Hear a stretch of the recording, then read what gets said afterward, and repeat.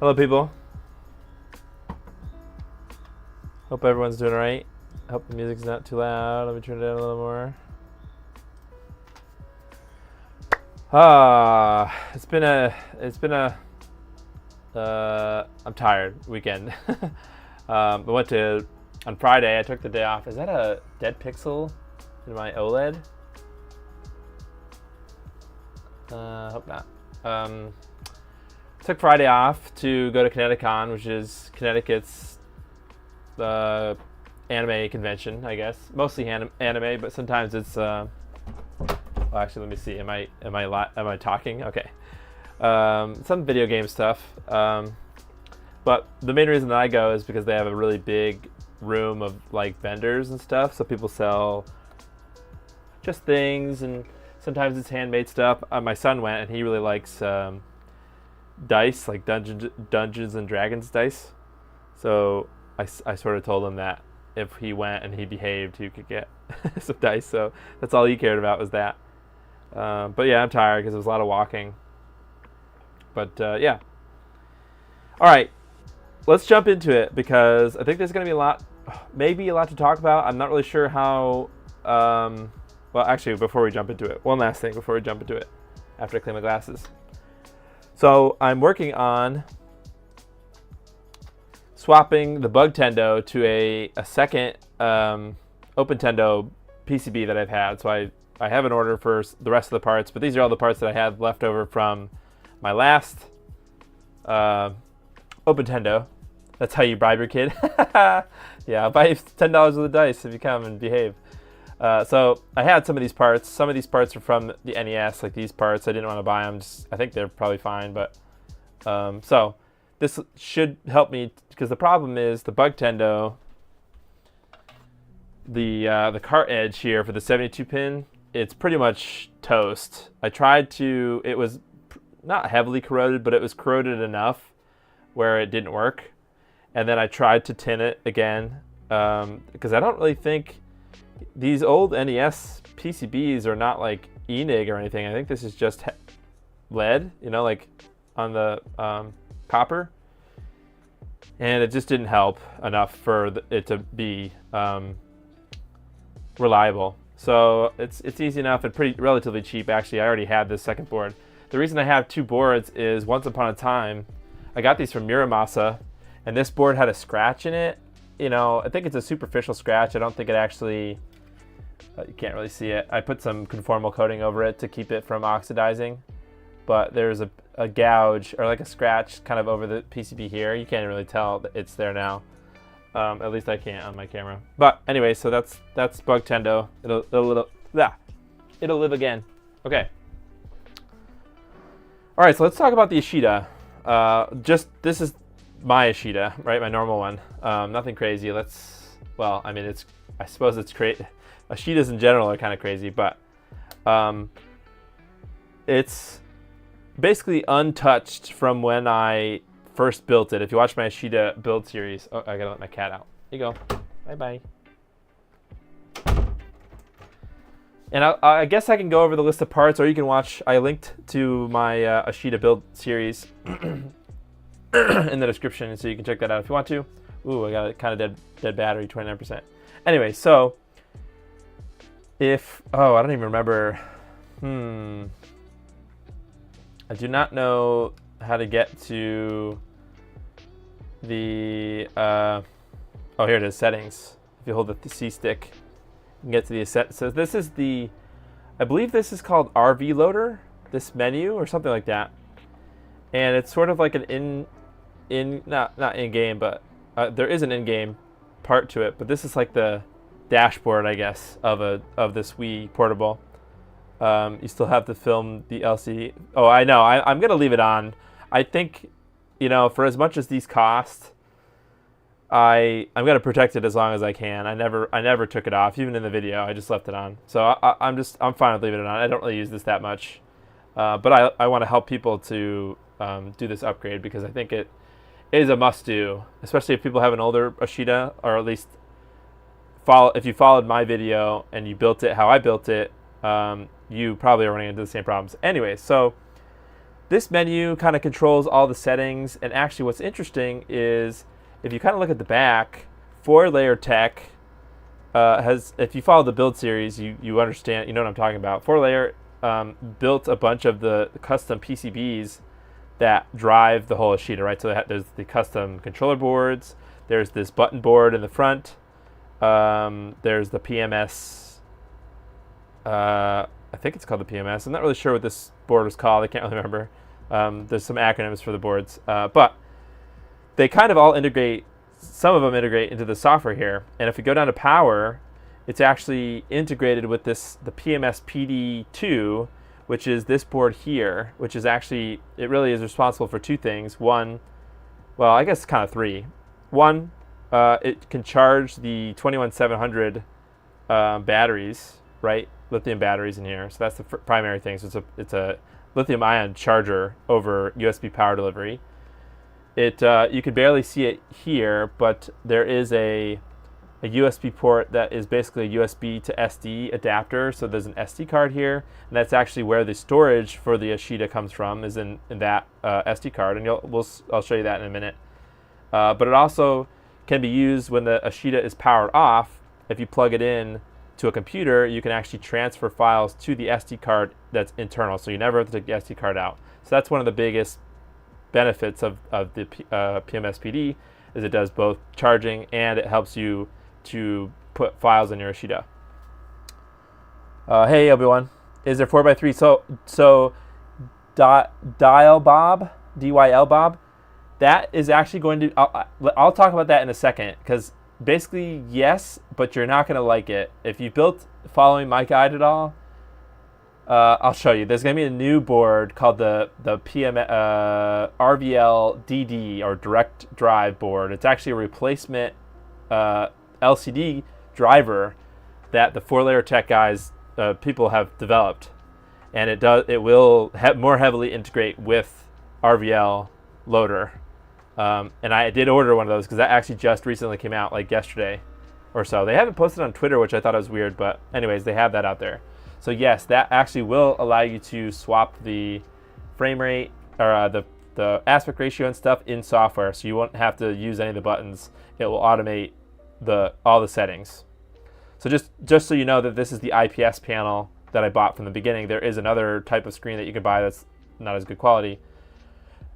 Orange Man, it is not. I would say it's not really beginner friendly. If you want to do one and you've never done any other mods before, I would at least get something else under your belt so that you are semi-familiar with soldering.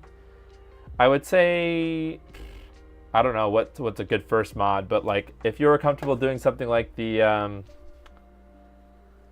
what's the Electron Shepherd HDMI mod, the internal HDMI mod, like that's what I would recommend. If you can do one of those, then I think that you'd be fine with the Ashida, doing the Ashida. So it's not necessarily, yeah, the RVL DD, yes, that's what Tim Altman, that's what I was talking about.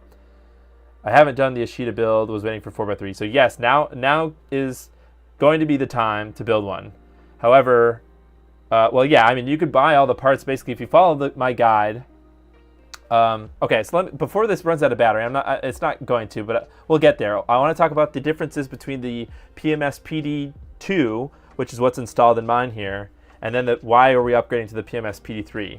But I also want to talk about the RVL DD, which is pretty much a must-do mod, but it's expensive. It's $100, but it has a lot of cool features, so it takes the Ashida to the next level, I think, but it is expensive. So, yes, so if you look at the power settings, right, and then how do we scroll? Power, somewhere is a charge rate.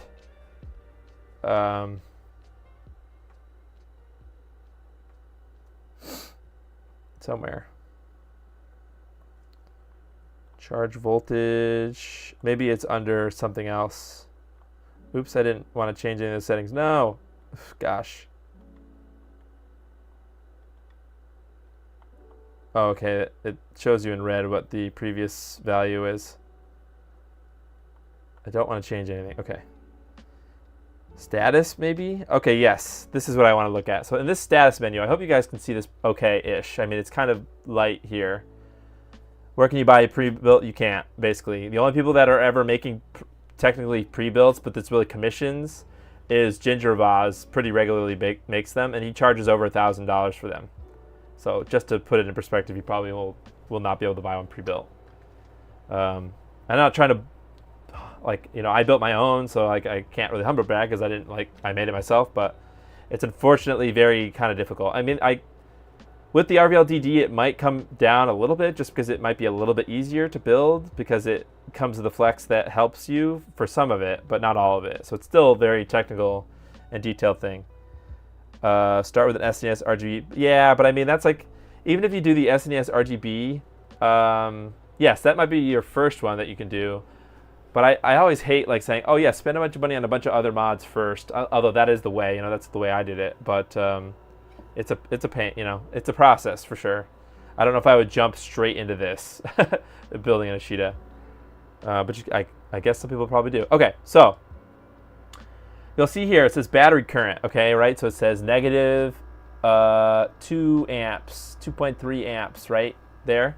So that is the battery draw currently on the batteries. So it tells you the current voltage, but this is the battery drain in amps. Now, I have two different types of power.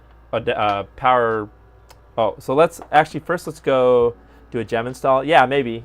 I don't even know if I'd recommend that as a first one either, just because that's kind of technical. But let's go. Let's see, 4-layer tech. I just want to show a thing first. The chart, what the recommended chargers were for the PMS PD 2. Or is that even listed? Oh, it is PMS PD 2. Yep. Let's see, archive product details. Let's show that. Okay, so this is the 4-layer tech page. Okay. Does it mention what recommended charger to use? Features? Not really, huh? I could have sworn that it did somewhere. I thought it said somewhere where it could do up to 15 volts, but I don't see that anywhere now. Oh, here it is. Power draw up to 15 amps, 3 volts, or yeah, 15 volts, 3 amps. Sorry, I got that backwards. Oh, hey Wes, how you doing? I'm just venting about the PMS PD too. I was just kidding. I mean, I guess it's good that you're here. I think Wesk is one of the 4-layer tech crew. I believe. Yeah, the keychain Wii looks sick, and I can never financially recover at all from anything.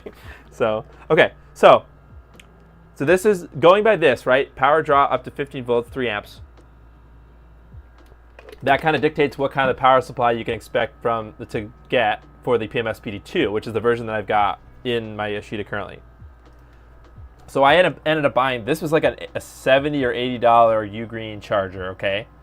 And I'm not salty. I use this for other things now, it's fine, but it's a nice GAN charger. I think, is this gonna show up? Okay, so eventually you can read the stats. So it says 45 watt max, and then we go to here, 15 volts, 3 amps. So that's specifically the reason I bought this charger, is because I thought it'd be a perfect match for the Ashida, and I was gonna kind of always keep them together. Okay, so I'm gonna plug this in. I've got a nice, decently thick power delivery USB-C cable. So let's plug that in here. I just want to, I'm just demonstrating why I'm doing this upgrade to the PD3. Oh, if you're watching this and you're building a new Ashida, you have no choice because the PD2 is out of stock. You can't get them anymore.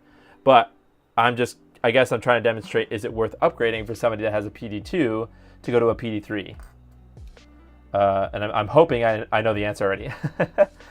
Oh, you're not part of the 4-layer crew. Oh, I thought you were. Oh, Shank is, right? Sorry, confusing people. Okay, so watch this. So I'm gonna plug it in. I'm not like this. I think everybody kind of knows that I'm not a magician. I don't try to like fake things, but I don't know. I'm gonna plug in. One actually cool thing about the PMS is it has this battery indicator built in here, but also it will tell you if I plug it in, it will tell you when it's charging, which I think is cool. And actually, you know what? If you ground out the thing, it will actually restart the Ashida, which I don't know if that's my wiring bad, but it does that sometimes. It restarted. So we go back to status, and now you can see that it's still, Shank, Aurelio, and Gunner. Okay, I was confusing you with Gunner. Is this the PD adapter you were using for the Miniware hot plate? No, this one is. So this is my 100 watt one, and I'm going to test this before I install the PD3. So that's what this is, but it has the same charge rate for 15 volts. So this is also 15 volts at 3 amps, because that's what you need to look up. I don't know what the charge rate is for the PMS PD3. We'll have to look that up. But I do have a 100 watt one. So you can tell here, right? Battery current, it's still negative, right? So I'm plugged in. It says I'm charging. Okay, so it's got like an orangish LED. The charge rate is still negative, even if I'm not playing a game. Okay, and you'll notice eventually this will keep draining. So with that, I think, I haven't tested a bunch of different chargers, and like I said, I can test this one now, this Anchor one, but that U-Green one was pretty expensive. Have you seen that happen on a few units? The joys of homemade stuff. Well, so is this not? I'm not sure, Wesk, if this is common. I think I tried asking once upon a time if negative charge is. Oh, you meant the USB reset thing. Okay, yes. Yeah, I'm not sure. It could just be a wiring issue. I believe that this is standard. This is normal for PMS PD2. So what that correlates to is I did change the settings, right? So if I go into power, the max charging current I can go to is 45 amps here. All right, so 45 amps. I didn't really mess with a lot of different things. I mean, this is battery stuff, so I don't really want to mess with it. So what I think I did is I set this charging current to 45. The max battery capacity I think is less than, this is supposed to match the capacity of the batteries that you've got. I think it does. Maybe I hope it does, because I think that's not good if it doesn't. And then I went down, I think I did a PID tune. But I think that's for the fan, so never mind. That's for something different. I didn't mess with any of the other settings, but I don't think I need to. And charge voltage you don't want to mess with, because that's how high it will charge the battery to. So I'm pretty sure that this is And I don't know why it keeps going up. Like the milliamp draw keeps going up and I'm not even doing anything. Oh, maybe the fan. It's possible the fan kicked on. My Ashida is pretty warm, although the air conditioner is blowing on it. Okay, so I think that's what I would try to get across, is that I don't think it's possible with the PMS PD2 to be able to play and charge at the same time. As soon as the battery drains, you've got to turn it off and charge it. And as far as I know, the battery charge is only, like how long it lasts, I think is only like 3 hours or something. So I'm just gonna swap out for the Anker, the 100 watt one now. I mean, again, it's still gonna be just 15 volt, 3 amp, because that's like the maximum voltage that this is gonna be able to handle. But it's possible maybe there's some kind of circuitry that's different. It's going down. I just plugged it in. It takes a little bit to kind of kick in. But it's still kind of, well, it's going down. But I mean, it's not zero or positive. Likely current limited due to avoid excessive heat. Sure. Looks good. I honestly never seen play and charge keep a positive number on a Wii portable. Interesting. Do you have a PD3, Wes? Okay, so basically that's my biggest issue with the Ashida, is it's not possible to play indefinitely. And I think it also could be a heat thing. I think there is an undervolt solution. I think is it available? There's like an undervolting solution where you can actually underclock or undervolt and still get the same performance. That will help you with battery drain. The PMS PD3 is actually supposed to also help with battery drain. So let's bring that up. But as you can see, this is the more powerful charger too, and it still is not positive. So, you know, it eventually will die and you'll have to turn it off.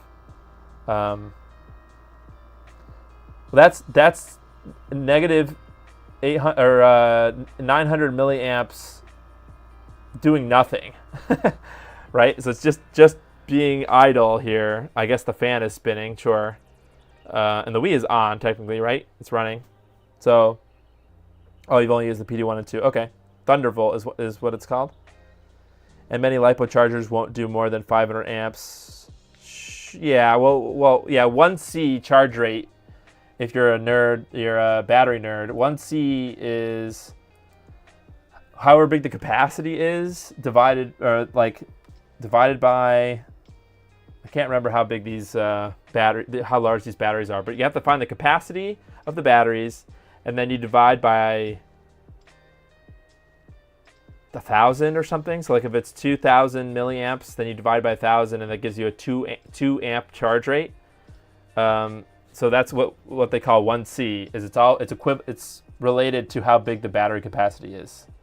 Undervolting will reduce overall draw on the Wii by about 1.5 volts. Interesting.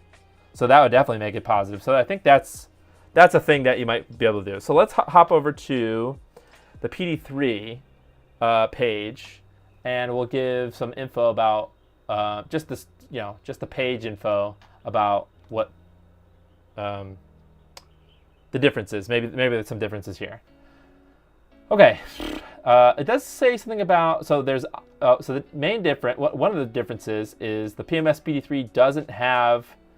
It has an integrated SD slot, which I think is good, right? I don't think it was a bad thing that there was a USB converter thing, but this is just, a little tidier. And there's no kind of real chance that maybe something can get disconnected or whatever. I don't really think that was an issue before, but it's just less things, right? They're likely 4,800 milliamps. Okay, so that makes sense if it's about, so there's 2 of those, so it's nearly 10,000 milliamp hour. So that would be max up to 10 amp, which is a lot. Like 10 amps into this is crazy. But I mean, that depends on the voltage and the amps and stuff. So it's not like can't, I don't know, not super duper up to speed on that stuff. I just use when I have my RC card charger, I just know what I have to set it to for charging my batteries, and it's related to the capacity of the battery. Okay, so what does it say? So this onboard micro SD card reduces the number of required wires, but I think that's relative to hand wiring some other storage solution, maybe. So I don't think we're really going to lose any wires, maybe one. Yeah. And improved charging speeds with high wattage power supply. So it says a power draw up to 12 volts. Does that mean it's even lower? Well, so the thing is, it's not, I don't even think it was getting the full 45 watts before. So this power supply is also 12 volt 3 amps, which is what? 36 amps total? So even if you got that, I think that would be a big improvement if you can max out that charger, 12 volt at 3 amp. So I think that's the best ideal, or the ideal for this thing. Not sure, we're gonna figure it out. I thought there was something about reduced or increased efficiency or something, but maybe not. Maybe I was confusing that with the RVL DD. So let's talk about the RVL DD, which is not really what we're gonna do tonight, but I ordered one, so I will be doing it when I get that in eventually. So what's the reading show when it's not plugged in? So it was saying not plugged in, it's drawing about, so it's unplugged now. It goes well over 2 amps discharge, right? Just basically doing nothing, but idling here. So it's still going up, or maybe not. So I'll let this kind of idle for a second, but it will deplete pretty quickly, you know, within a few hours at least, all the way down. Okay, so let's go back to here. So, all right, we've been waiting for this for a while. Aurelio has been designing this driver board. So let me tell you what this is not. What this listing is not. This listing does not include a screen. So there's a picture here of the RVL DD. So this is a different thing than the PMS PD. This is the RVL Direct Drive board. This is what this is called. And it's just this piece here, the bottom black piece, not the brown flex cable and not the screen. Okay, so you do still have to buy the screen. The screen comes with this little flex cable on it. The flex cable plugs into the RVL DD.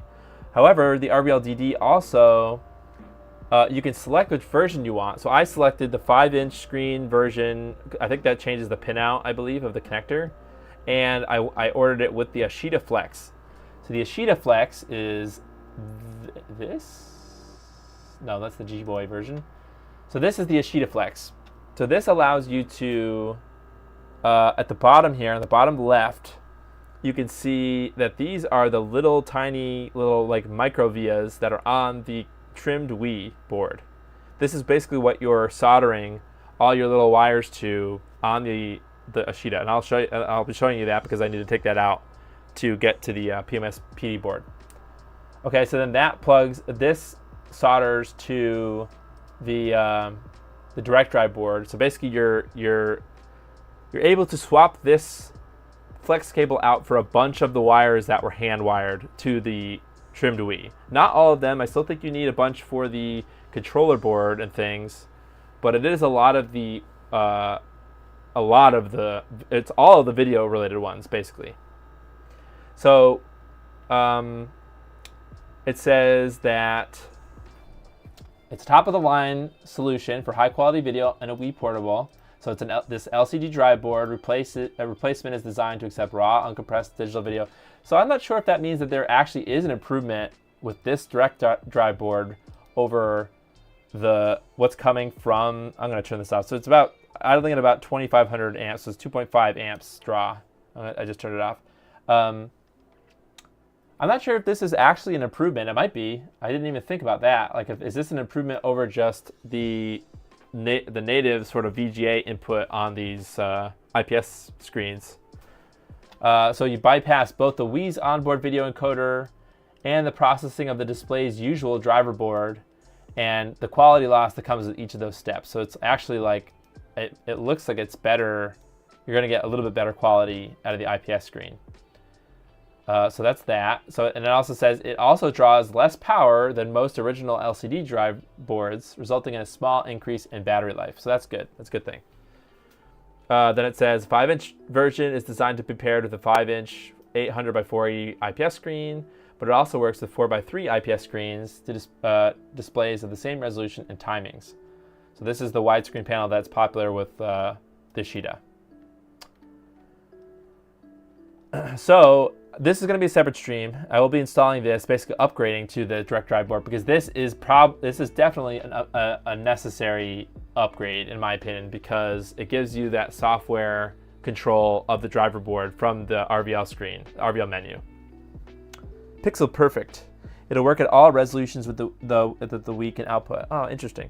The picture quality is as good as it can get. Okay, interesting. I'm excited about this. So I pretty much spam purchased, even though it was $100.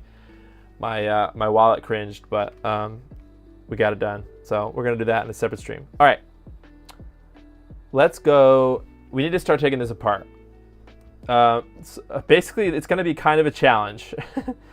I don't often like taking the Ashida apart because I'm just concerned that every time you take it apart, you might lose a wire or something, and that would suck bad. So we basically need to get down to the batteries to unplug the batteries first. That's what I definitely recommend, that you unplug the batteries if you're going to be working on anything related to the Ashida. Okay, so it's not good enough that it's turned off. You need to actually physically disconnect these batteries before you do any work. That's just like a lithium-ion danger thing. Okay, so I need to find the right screw head here. You've not used the new DD, but you have an unobtainium one for years. Ooh, interesting. That's exciting. Yeah, I'm super excited to have that thing has been rumored for, well, I'm sure it was unobtainium, like you said. It existed, just not easy to get. Like nobody got one basically, unless you're 4-layer or friends, 4-layer friends. But yeah, I was told that it was coming when I built my Ashida, which is now going on probably almost 2 years. Okay, so we're gonna very carefully take all the screws out.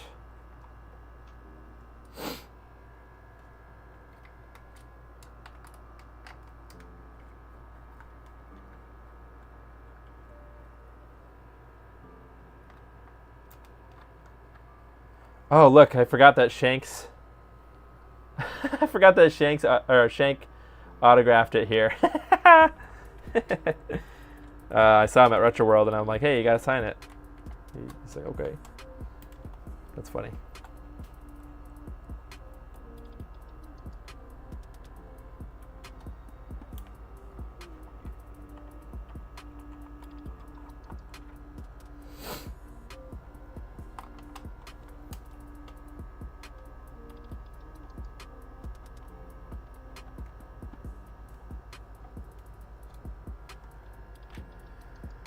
All right. Oh no, are these different screw lengths? Oh, they are. Shoot. Well, I don't know which screw went with what. Those are all the same. Okay, I don't know. I think I used 2 different screw lengths at some point. Okay, so now flip it back over this way, because you need to kind of take it apart in a certain way. I think it's this way. So what we're trying to do, don't fling this thing off because there's all your tiny wires. Let me just look in here. Okay, so yes. If you watch my build series, you know that the wires were kind of done in this certain sandwichy way, right? So that you can open and close it really without messing with things. Now, we're almost to the PMS board. It's here, okay? But we need to at least unscrew the trim and get it loose. We don't really have to like move it that much. So I don't, oh, if you're wondering, if you're listening to what I said before about the DD, the direct drive board, this section, actually, you know what? Here, for great justice. I did not have a microscope when I built my Ashida, but now I do. So I can actually show, let me turn my overhead off. I can actually show these things up close-ish.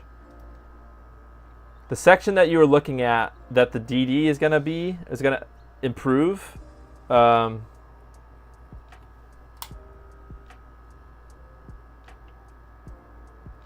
mean, it's still got lots of flux on it. I didn't really clean it up after. Is this section down here? This is where all the display things happen. Okay, so this is where the DD is gonna be a big step up, because this, you know, if I zoom out a bit, you'll still be able to see, you know, there is kind of a cluster, if you will, of wait, does that mean that it won't need the, let me switch back. Does that mean that we won't need the VGA lines anymore? So it's going to be directly from the digital there, the digital output here, instead of this? That's crazy. So it is going to clean up, I think, a big, I hope, a big portion of the Wii, the build. So I'm excited about that, but that's not what we're doing here. So let's get this out of the way. Don't need this. I don't think I'll need the microscope right now. I just wanted to show that that's where the DD is going to help us clean up things up. Okay. So I still need to disconnect the Wii trim. So let's get this bread. And what does that mean? So we just need to unscrew these screws here carefully, right? A bigger screwdriver.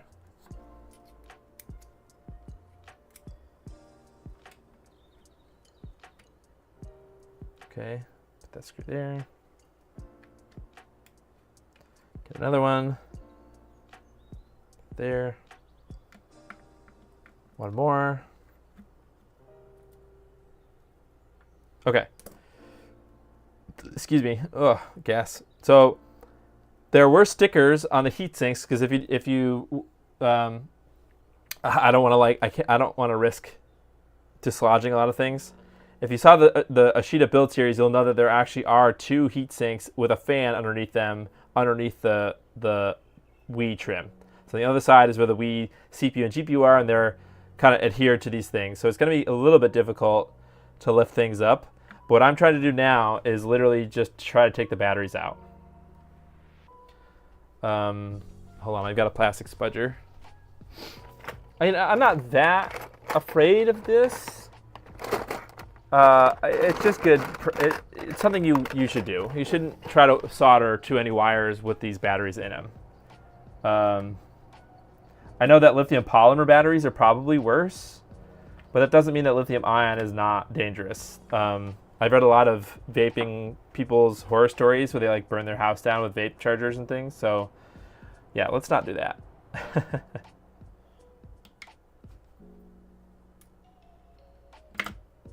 Okay, goodbye, batteries. Okay. Oh, you know what? I kind of lied, because we do need to like get rid of the trim, don't we? The trim needs to like come out of here.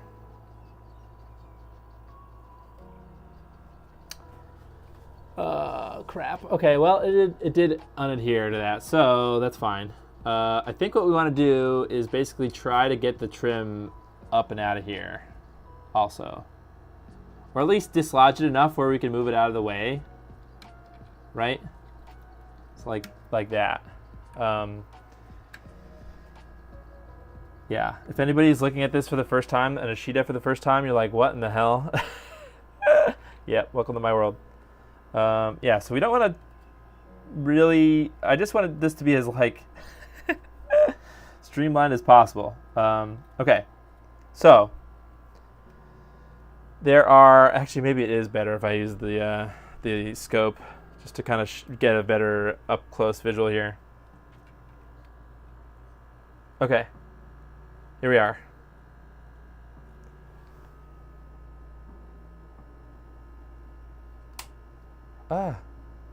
Okay, you'll notice the Kingston, that's the USB to SD adapter, right? It's a little tiny guy.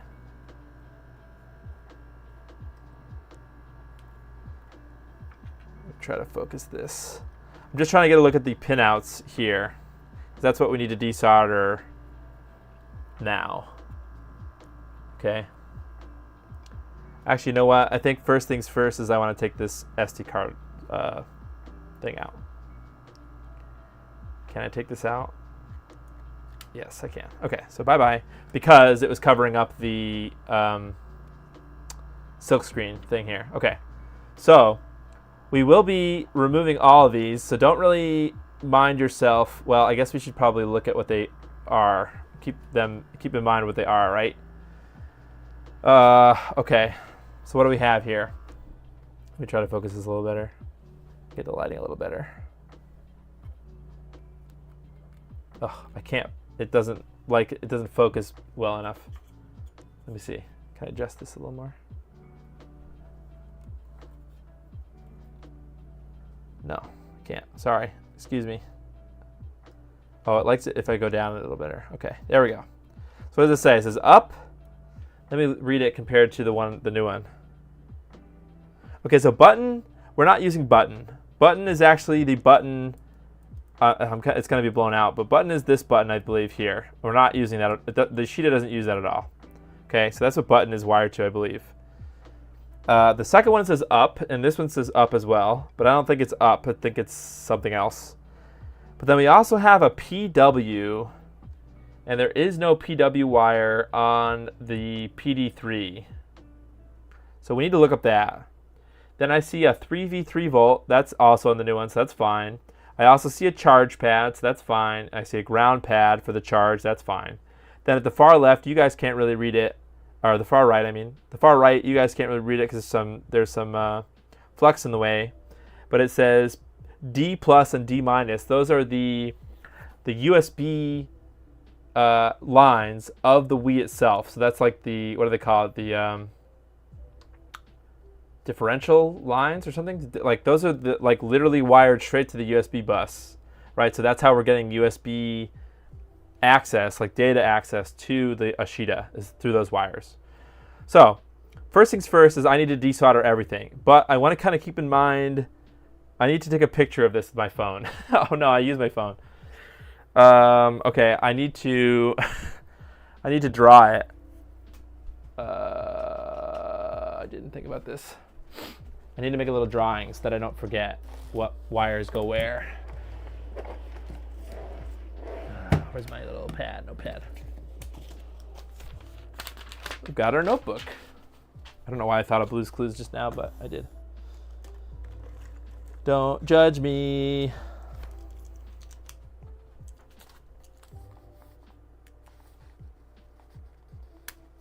Okay.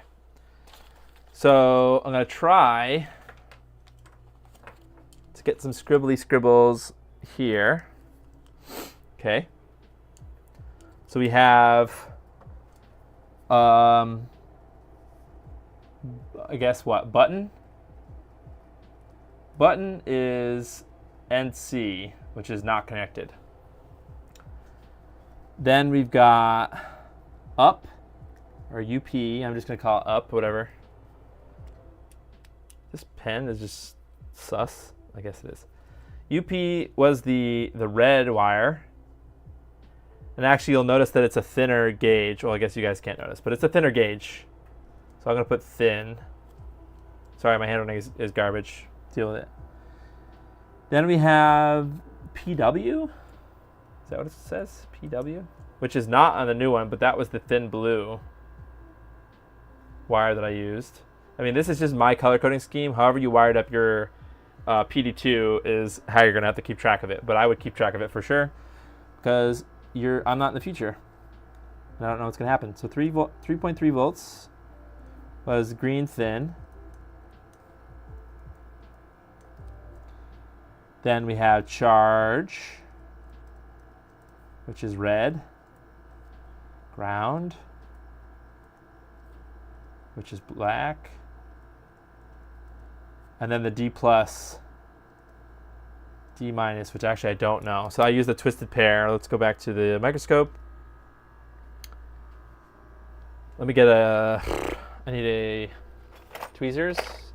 Oh, where's my Northridge fixed tweezers? Yeah, that'll be good for this. Okay. I've got to check what color I used where. Okay, so it looks like I have two wires. All right, these wires are twisted together for the differential pair. It looks like the left D plus pad, I think it is the red one, and the right one is the like natural enamel one. So I'm just making a note off screen. D plus was red, and D minus was nat for natural. Okay. Now we can go ahead and desolder all this crap from the PD2. Okay, so we've made our notes. Now we just got to desolder. I'm just going to use my normal chisel tip, normal size, and by normal size I mean the size that would come on like a Hakko FX888D, but I also bought the same one for my iGen. I think it's like 1.2 millimeters or something like that. Or just whatever you're normally comfortable with, I suppose. Normal size. It doesn't have to be like a micro soldering iron. Okay. All right, so I guess first things first is let's get rid of these data lines. Let's detach the data lines. I'm not really gonna use any flux. Doesn't really buy me anything here.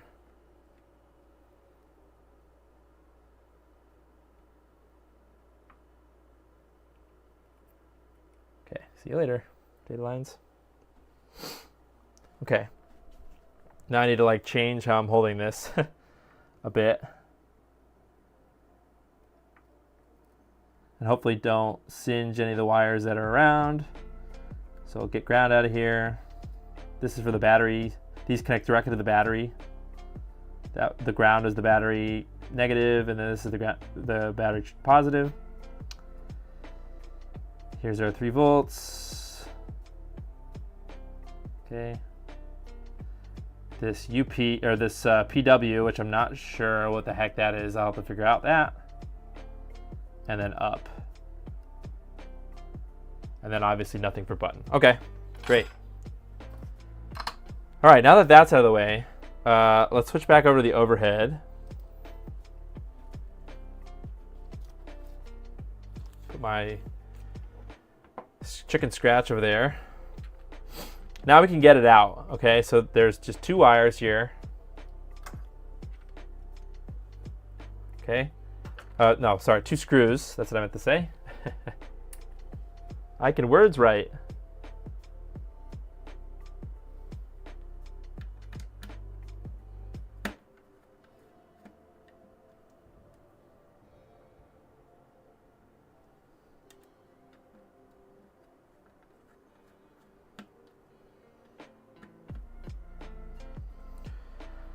Okay, and that's really it. It comes right out. There's nothing really else. This is all there is to the PD2. Okay, so that's pretty much all there is with this. All right, so now since we're here, maybe we can tin the PD3. I'm gonna tin pretty much everything except for the. Turn my light back on. It makes it a little brighter in here. Everything except for the button. That far left button one. Okay.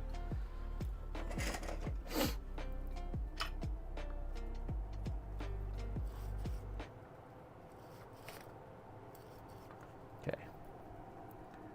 Okay, so D minus.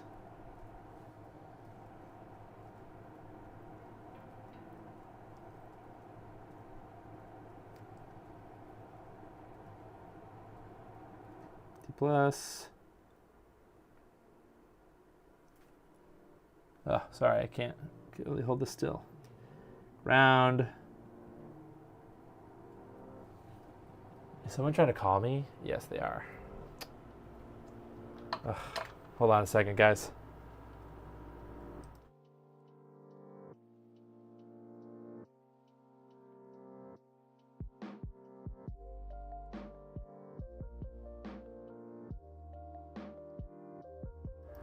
Okay, sorry, my sister was trying to call me. Dang. Okay, sorry. Charge. 3 volts, which we're gonna need, and UP.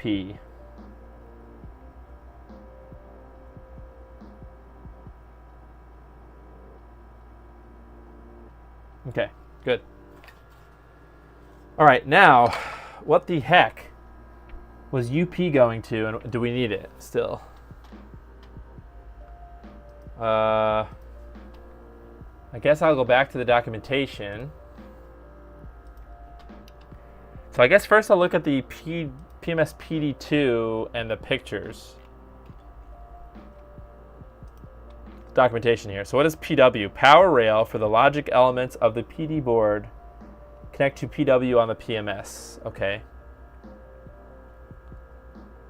Connect to UP on the PMS. Okay. Power rail for the logic elements of the PD board. Okay, well that doesn't really help me. But sure. Okay. So let's check out the PD3. And we'll see if there's a difference. Maybe there's some other new wiring scheme or something.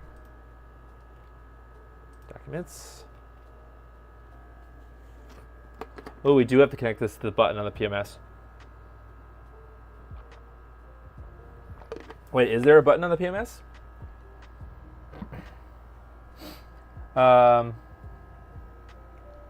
so PMS is the board underneath the PMS PD.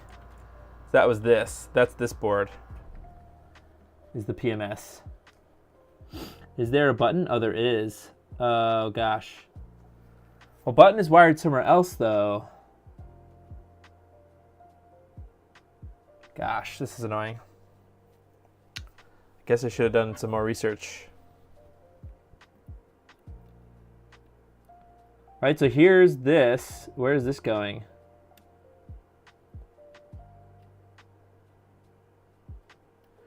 I believe that this is getting connected to the front.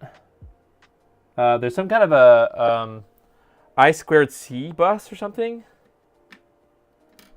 Gosh, I really wish that... let's see, do I have anybody that can 911?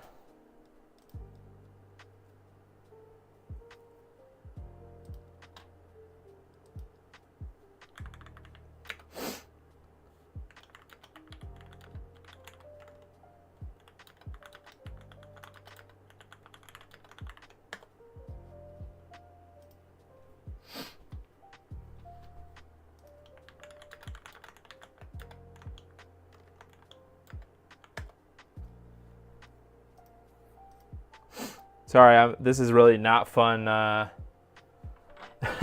This is really not fun stream, but I gotta figure this out because I don't want to give people the wrong info.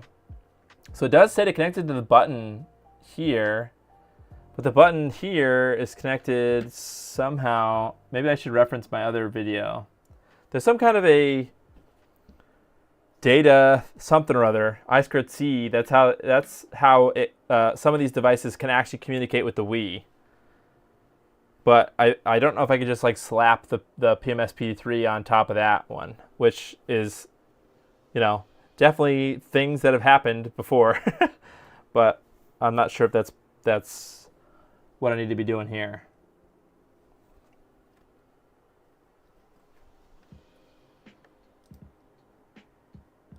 No.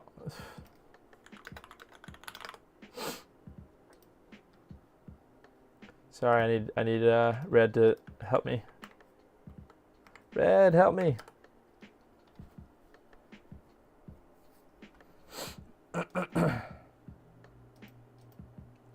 Red, help me.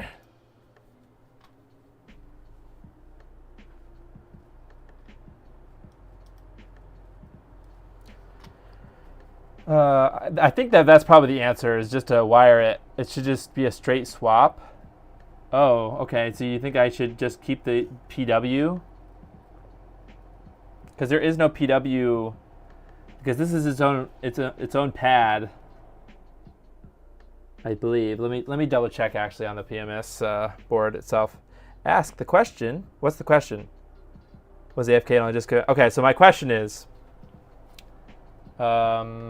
this is the PMS. No, it's not. This is the PMS PD2 had. Okay, so there's a button wire. I thought that was for this button, but maybe I'm wrong. Oh, hi, Red Herring. Oh, I didn't know you were a retro CVBS. I think I've seen you. So it's button, then it's UP, which is the same. There is a UP on the PMS board here.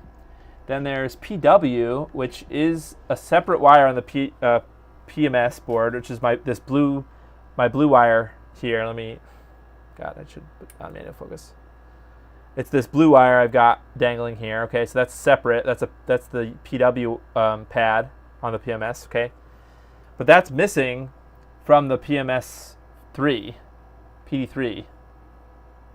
In the instructions, it says to wire button to the PMS board, but I think it was because I wired button to the RVL amp. Is that there's some kind of an I squared C line or something, right? That goes to the, so it's this blue guy up here.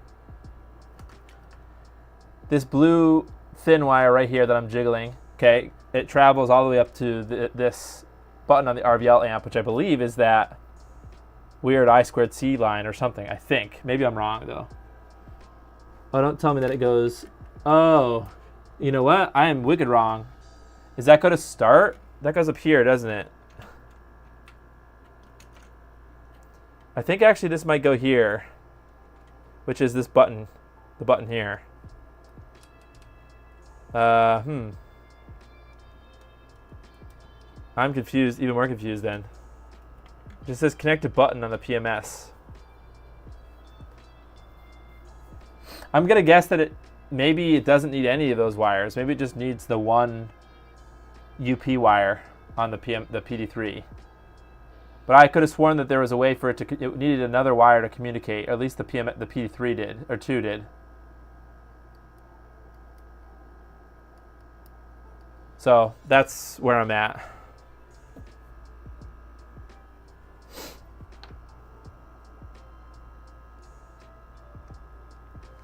I'm kind of afraid to start wiring anything because I don't want to mess it up. Button is that button. UP is the power for the micro SD. Okay, sure. But I thought there was another way for this to communicate, because in RVL Loader, in the settings menu, there is a menu for the PMS PD2. Is that not the case with this? So the button is unaided on the original Ashida. The new updated shell lets you use it, I think. Oh, really? But, okay, so that's fine, but that doesn't really help it communicate with the Ashida, right? Yeah, I know it's got one less wire, but I thought there was, does that mean it needs it, or is it does it communicate? Maybe it doesn't communicate. Does it not communicate then with the RVL settings menu? By the time we hit the PD10, it would be wireless. Yeah, pretty much.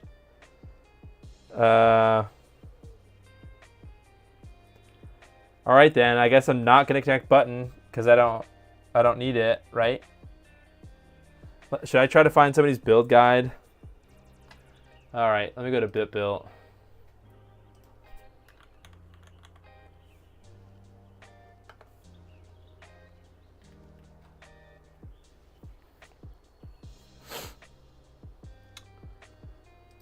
All right, I don't think it does. The charging is controlled by the PMS. Really? How would charging, though, be controlled by the PMS?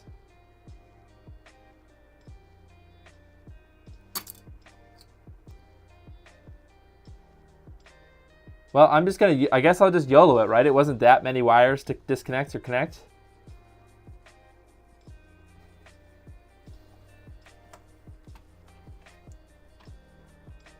Okay, let's go to Wii. Sorry, this is terrible. Terrible stream. I don't know why BitBuilt does BitBuilt die? Died? I showed it in the beginning of the stream where the PMS2 has a menu in the RVL loader settings. Okay, so it doesn't need to communicate. Got it. Okay. DYL Bob chose chaos. Okay.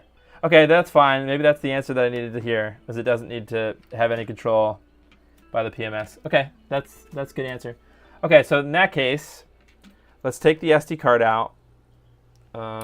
Take the SD card out, right? So here's my 128 gigabyte guy, and just slap it in there.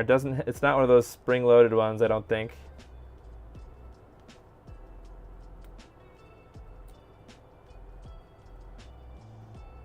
Okay, so gone is the little micro SD Kingston guy, right? See you later. The PD3 just shoves the raw voltage. That sort of makes sense, right? Because you probably don't want to get in the way of the charging circuit. You just want it to pump right into the batteries. Okay, so in that case, then I believe we can lose a wire from the PMS. Okay, or should I try it first? I don't really want to short anything on this wire, so it's easy enough, I suppose, to add it back.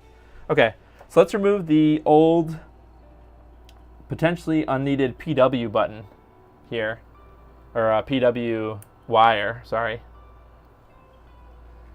This guy goes bye-bye. See you later. See you later. All right, so we'll hold on to that just in case we do need it. Is there an updated Ashida shell? That really sucks. That's funny. Okay, now I think that we can go ahead and screw this in, just to make it. It makes your as long as your wires, you know, you have some kind of a color code for your wires underneath. I point this all out in my Ashida build video, so it seems confusing now, but I did have a spot where I kind of color coded things and talked about it. But like I said, I would definitely write that stuff down if this is you working on your own Ashida.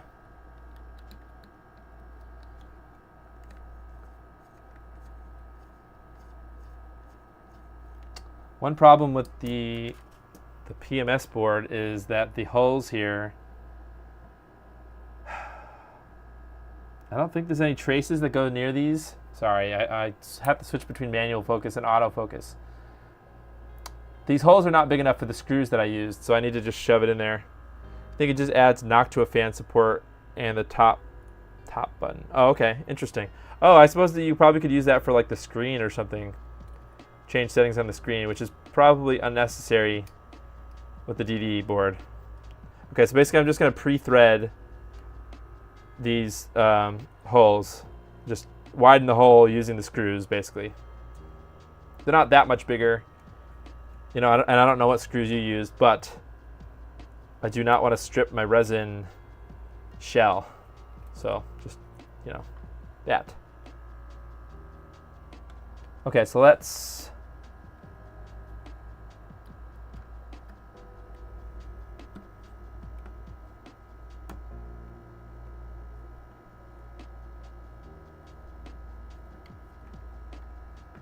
get these in there.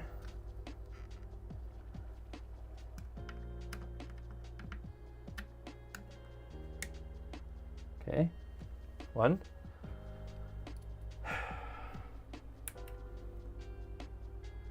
Noctua shell button was more designed to press reset, good for rebooting into preloader. Oh, okay, got it.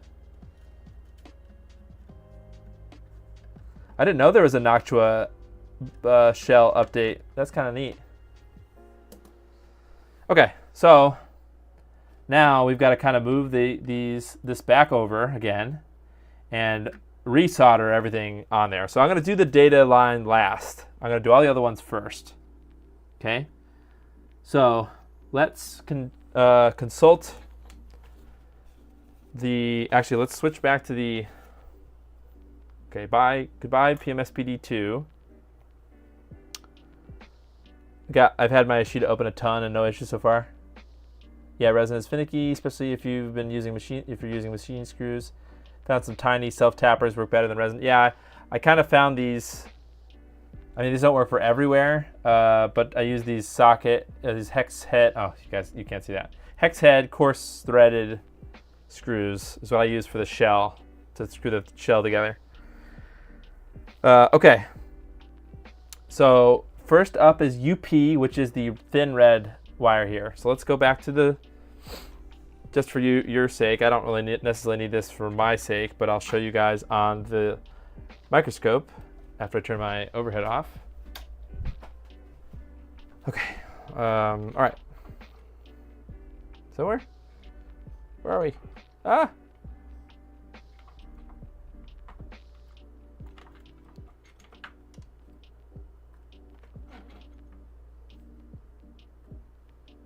Okay, here we go.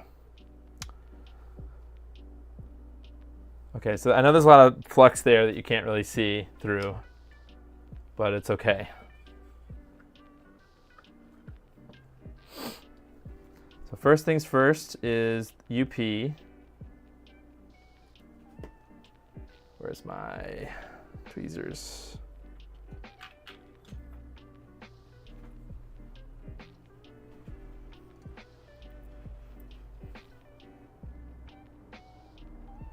Okay. So again, try not to melt anything.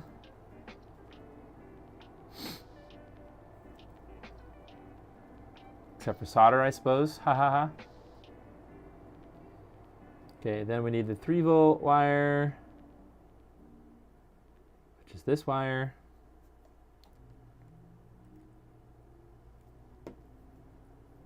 Somebody was actually asking in the comments what that PW button is, or pad is for, and now I can answer them. It's probably worthless, but I don't know 100%, I suppose, until I power it on.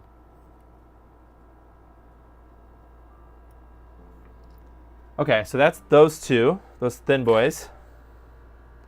Now I gotta do the thick boys, which are the, I don't know why they're gendered, sorry. They really don't need to have a gender.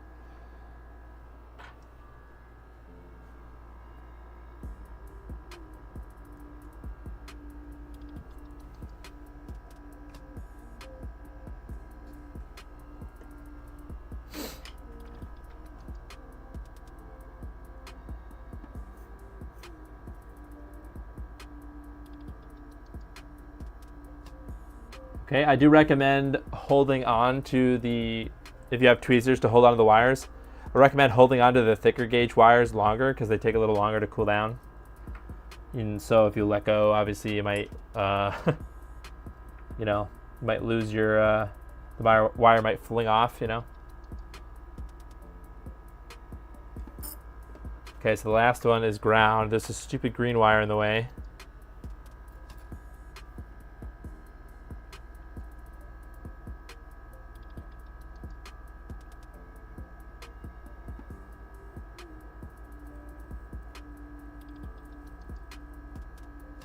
Okay. All right, so we've got our wires, our charge and ground wire. I think that should be fine. I don't think it needs any more solder. I don't know. I sort of think that the ground wire could maybe use a little more, but this is going to be tricky to add more solder to. Let's see if we can do it without blowing up everything. Yep, everything blew up. Solder balls flung everywhere, great. So that's what we need in our Ashida. It's just solder balls everywhere. Okay. Should have just left it alone.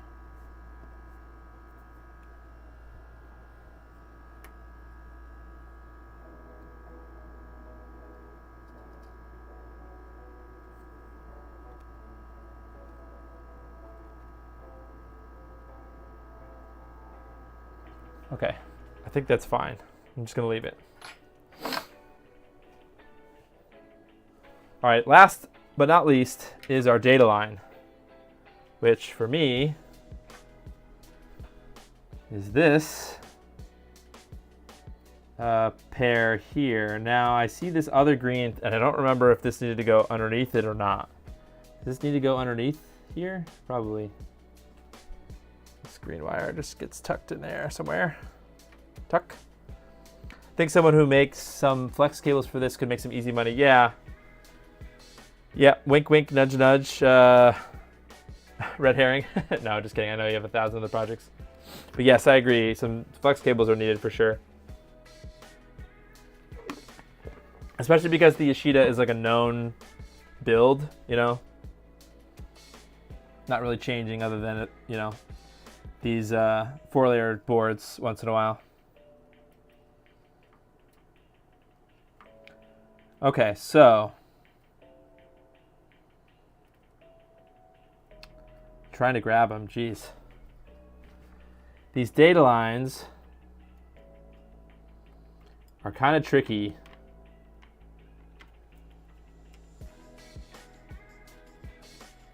How in the heck am I gonna do these? Okay.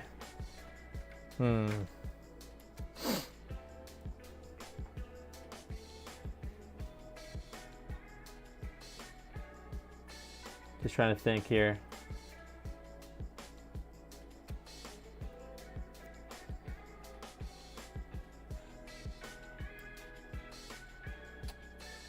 Come on, I can't even grab them. Okay. Okay, so I've got... I'm trying to grab the pair. Okay, here we go. Now I've got to move this garbage out of the way so that I can get my soldering iron in here. Let's get some flux in the area. Okay. Get my iron. Clear all the crap off it with one hand, which is not easy. Okay, try to move all the garbage out of the way. You know, I need to use my scope here, which is not at a convenient height for me. Sorry, I had to angle the dangle a little bit. Ow! Oh! Don't touch the side of your soldering iron.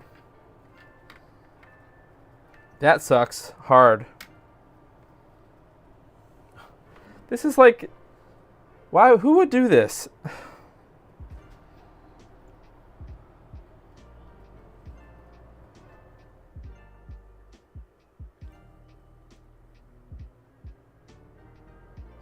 Okay, that's one. I know you guys probably can't see it well, but that was one, the left wire. Now I gotta do the right wire. I just soldered my fingers. That's great. What charger will we be using? I have two different ones, Brian. I'll show you which ones. We'll see. We'll have to see which ones charge better. But I'm optimistic because they both have the same charge rate. Thunderbolt for power. There's a Wi-Fi relocation flex. There are some cool developments that are making these way easier, but nothing Ashida specific. Thunderbolt for power. There's a Wi-Fi relocation flex. They get a little hot. Yeah. DYL wants me to do another one of these.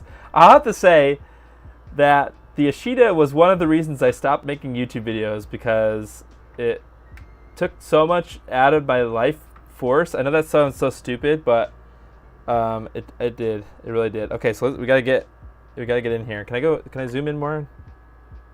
Oh, I can. Ugh, this board is kind of nasty already, and it's the brand new one. Oh, you know what? I could do this, can't I? Oh, no, I can't. God.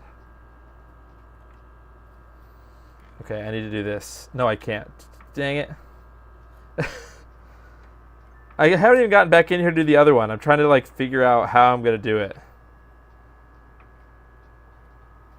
Okay, let's look. Okay, I'm off. I'm off here.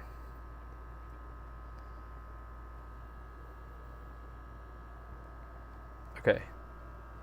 Let's add some more flux just for ha-has. I know this is a nasty board already.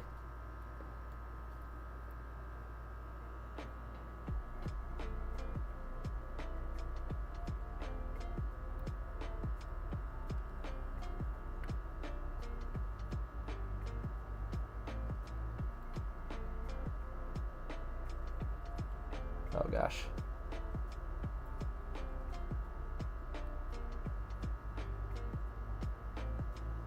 I absolutely hate these solder joints, but I think that's all she wrote. The right one is awful.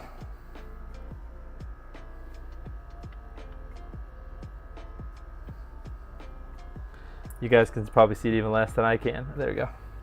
Sometimes the the zoom on the microscope camera is like different than.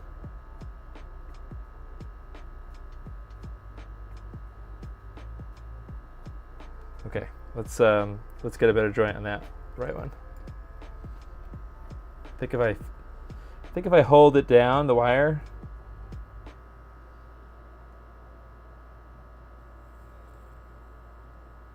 Oh God, I hate that. Okay, well, don't like that, but that's fine. All right, send it. It's soldered. I didn't have enough flux on it.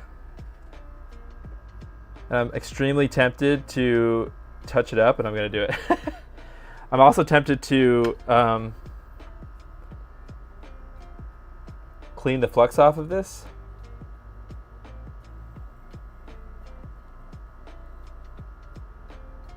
Okay, I'm not touching anymore. We're good. Done. Done. I'm going to put a little bit of IPA.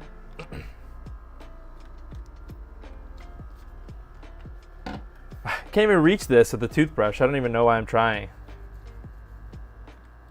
Just doing my best to not mess with it, but this looks nasty, so. I mean, just IPA is not really going to help us here, but it'll really just more like spread it around than anything. I don't know. Maybe that's a little better. Maybe not. Just spread the flux around really. Now it's all over these other components. There you go. Great. All right. I think that is all she wrote. Now we just have to worry about getting it all back together. All right. Let's switch back to that. Bye. Yes, I need a new toothbrush. Don't judge me. All right. This guy, I'm trying to put everything back together now, and I'm like looking underneath to make sure things are lining up. Okay. Oh, maybe I do this.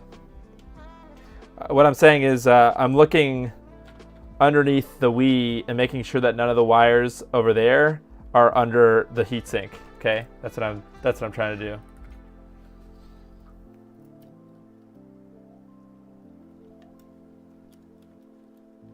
Okay. I think that is correct.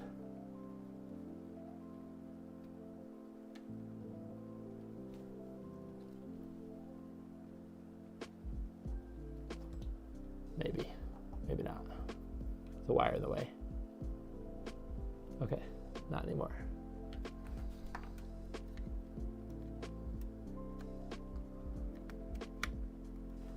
All right. That is,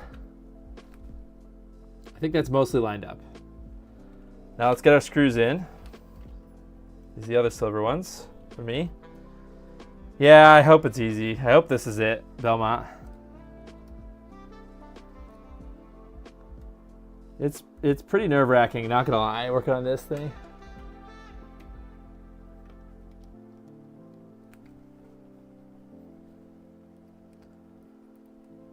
Oh gosh, I forgot that the battery's gotta go back in. Okay.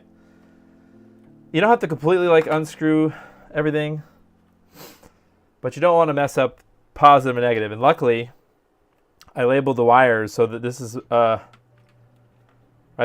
Excuse me, this is the negative. So basically it's positive up on both sides. So they're in, these batteries are in parallel.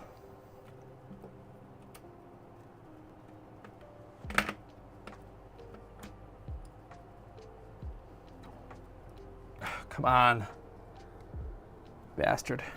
Okay, where's my plastic spudger?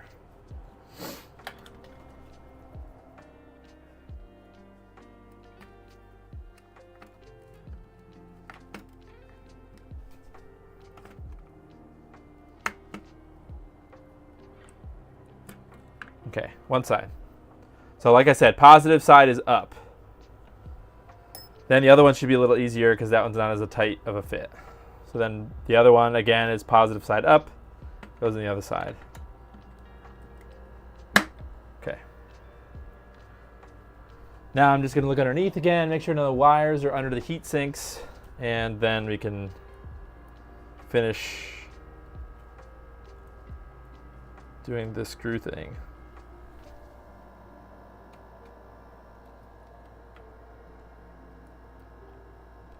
I hope that none of my wires came off.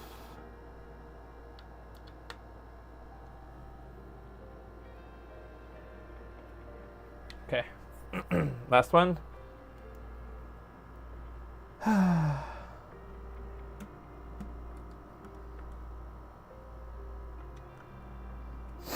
right, so that's mostly it, and we can even test it without having to put everything back together.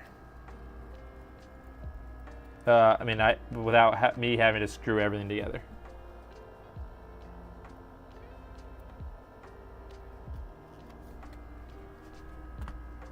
Okay.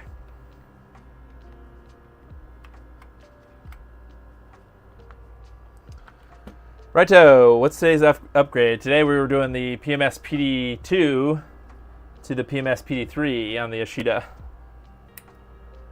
So we're going to see if this will... Okay, so that's already installed. I just finished that. I should be able to turn it on, I guess.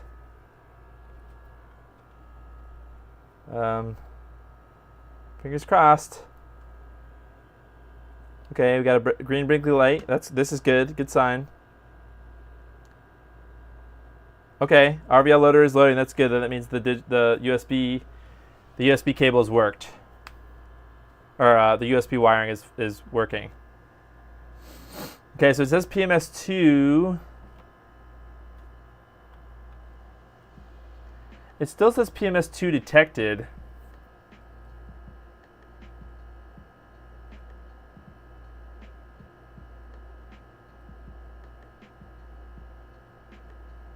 Well, should we try charging it? Oh God, see it reset? I just touched it with the USB port and it reset. I don't know. It is charging, let's see. There's an orange light. The orange charge light is there.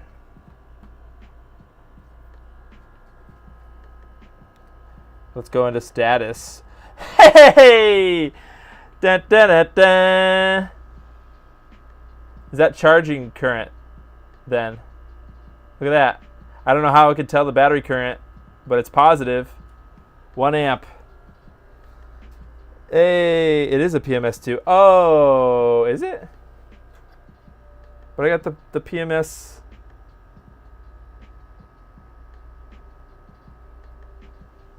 PMS2.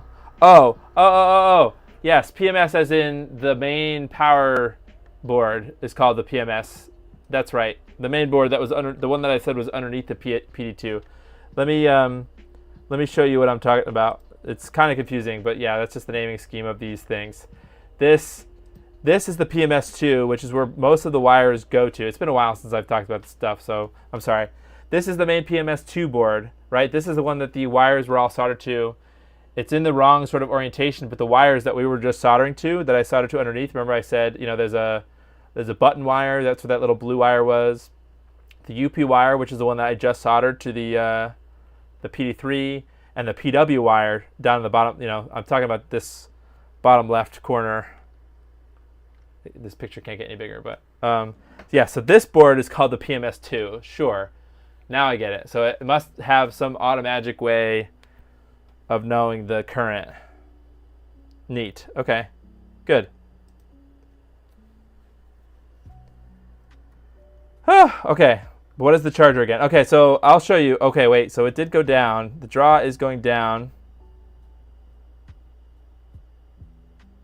Interesting. So maybe it isn't possible to play and charge. Well, you know, if it's near 0, then that's fine. It just can indefinitely play, which is good, which would be good. But if it goes negative, then I'm concerned. And we're not even playing yet. We're not even playing a game yet. Let's see. What's the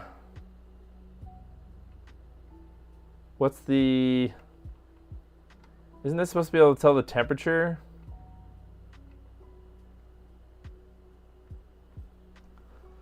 Where do we have the temperature settings again? Oh, it's in the corner here, 41C. Got it. Okay. Okay, so it is negative now.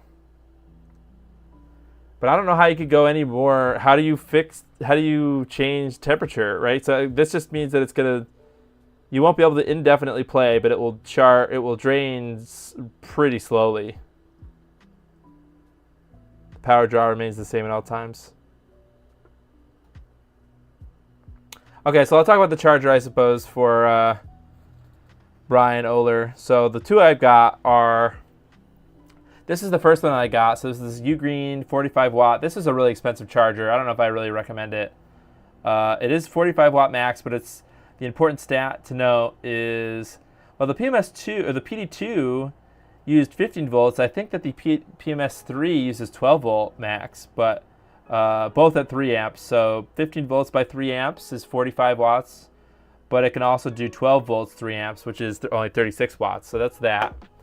But the one I'm currently plugged into, I guess I should have put a link to either of these. Come on, unplug, stupid thing. This one, the Anchor 317, is 100 watt max, but it really can only do 15 volt 3 amp or 12 volt 3 amp. It really only does the 100 watt max at 20 volts at 5 amps. Not system temp, but charge IC temp. Oh, I see. That makes sense. Oh, the battery SOC. Oh no, that's the percentage. Battery current is. Oh, because I unplugged it. Derp. So let's try the other one. Let's try the Ugreen. What is the model here? Just GAN fast charger is all it says. Oh, model number CD294.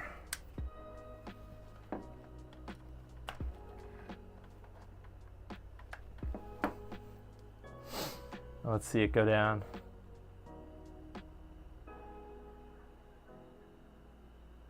Okay, so the power draw remains the same for playing games or on the menu. Okay, that makes sense. 15 volt is insufficient due to heat, which is why 12 volt is better. Interesting.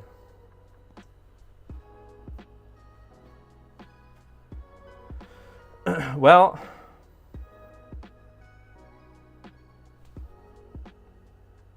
I don't know how did the battery how did the battery percentage go up? That's kind of interesting. Oh, you know what? Oh, it doesn't. It has a pre-built-in profile, doesn't it? So this won't change anything. Or will it? Do I change anything here?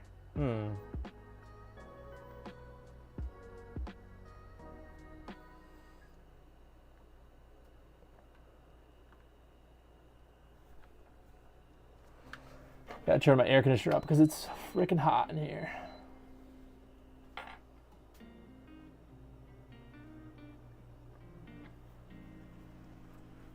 Okay, so maybe if the ambient temperature in my room was colder, it might work better.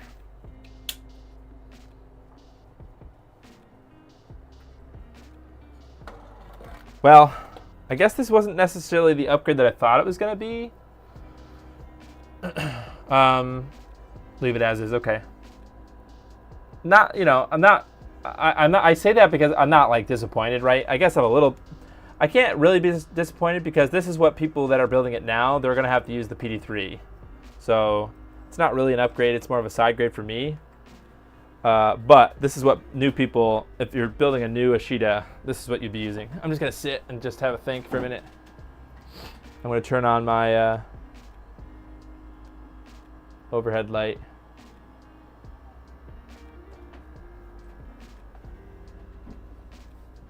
I suppose, yeah, I don't know. So I guess the only other way, right, to get the charge rate to be positive is probably going to be with some other mods, right? So the DD board will lower the power draw. But also that thunder, we can take a look at that. A little heat sink on the charge IC. Oh, interesting. Is there enough gap? I wonder if there's enough space between. Oh yeah, I mean you got plenty of space in there above this mess there.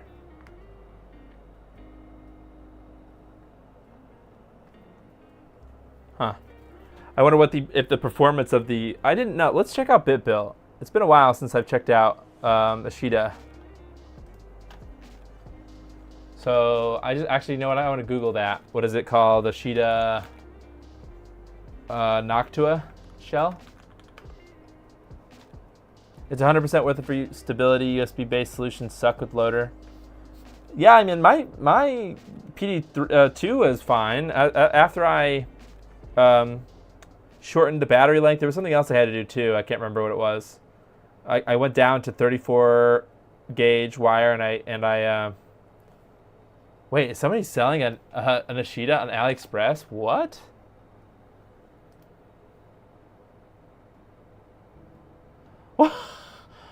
What? What? That's not real, is it? What? Screen size 4x3? This is an updated shell too? What are these dots on this front? They changed. What? That is crazy. Who is this? I don't even know. One ordered the 7. This is a 7-inch variant? Okay, this is a tangent. I don't know why we're here, but ordered the 7-inch variant, received the 5-inch one. It did arrive quickly though. I will give them that. Left analog stick and right trigger were broken. Huh. That's crazy. I had the Kensington adapter one, yeah. That is one of the few good solutions. Most USB sticks suck. Oh, okay. Oh, I see. So some people were actually using the a little USB instead of this SD card adapter thing. These aren't actual Ashidas. That's crazy. You can get pre-cut Wii boards. Yeah, that I can understand. That's, well, I don't know. Not to get all like high and mighty, like, oh, I have an Ashida, but nobody else can have one. Like, I don't know. I would like to avoid, as many cut Wiis as possible, I suppose. The Noctua shell is linked in the first post. Okay, so let's go to the Ashida portable. Then somewhere in here is the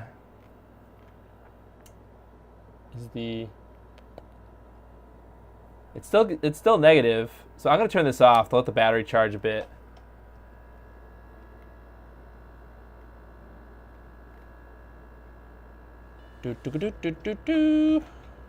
Hey, it's my guide. Oh, here we go. Noctua Ashida back piece. Got it. Yeah, those micro SD readers that fit in there are nearly impossible to find. Oh, interesting.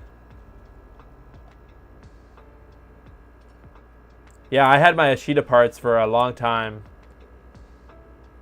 before I built one. So I think that's a good idea. The PMS3 was a good call, just to have it upgrade to an integrated slot. The issue with that is it doesn't use 4-layer parts, and some of the solutions they have aren't near as good. You can find a YouTube video of people unboxing AliExpress portables and they work. Oh, I see. It doesn't use any of the 4-layer boards. Well, I mean, I guess it wouldn't, right? Yeah, that's crazy. And they quote unquote work. Yeah, there's no doubt that the Ashida is the premium device with all the PMS board or the PD boards. Or sorry, 4-layer tech boards. Huh. All right, so let's look at what? Thunder Power. Let's find the Thunder Power mod. That's on here somewhere then, right? There's got to be a thread about it. It's basically what mods do we need to do to get this thing to be able to play and charge? Or at least just be on and charge, not even play. So actually, you know what? I had to change the title of the stream because it's not possible.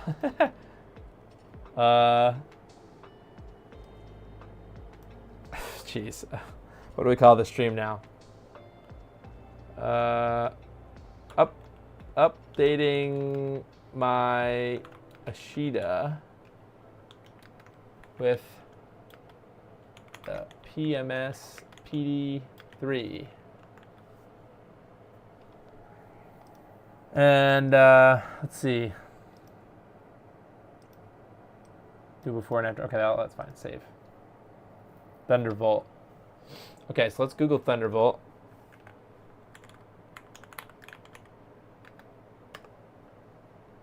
Oh, wow. Okay, look at all this stuff for Thunderbolt.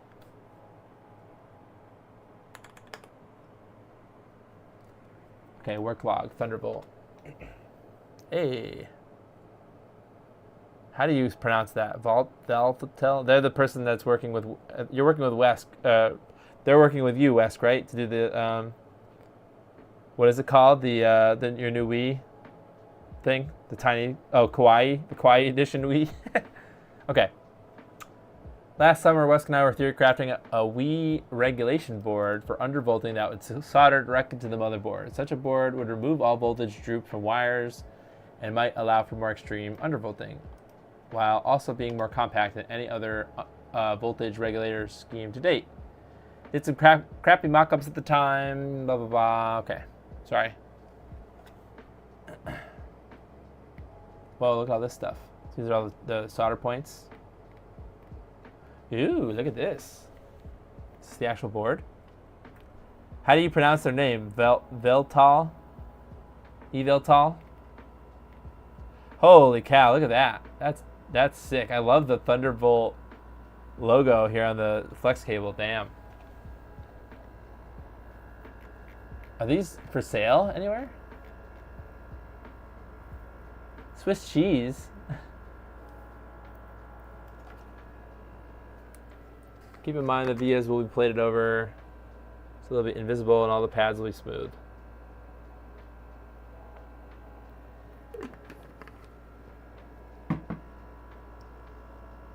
Has his hands in everything. He's amazing. Now I just need to design a jig PCB that surrounds the Thunderbolt board so I can use a solder paste stencil on it. Okay, so it'll be open source on GitHub. So when was this? This was literally yesterday? Okay, you guys weren't kidding. Damn, what the heck? Oh no, originally it was updated yesterday. Oh, Thunderbolt has been released. Hey! I can smell a PCB waste stream.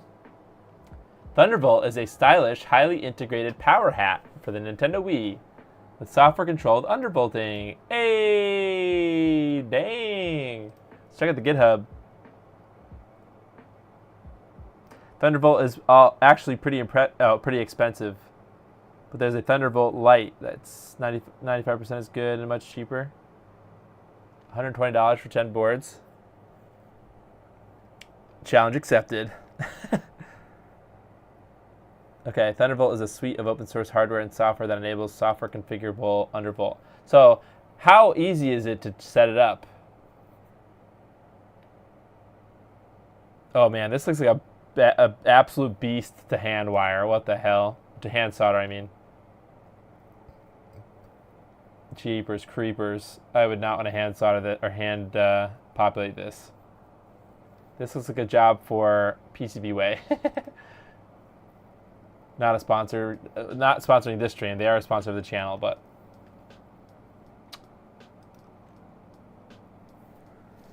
oh, is the jig for? Oh, it's for solder paste for the actual board to populate the board.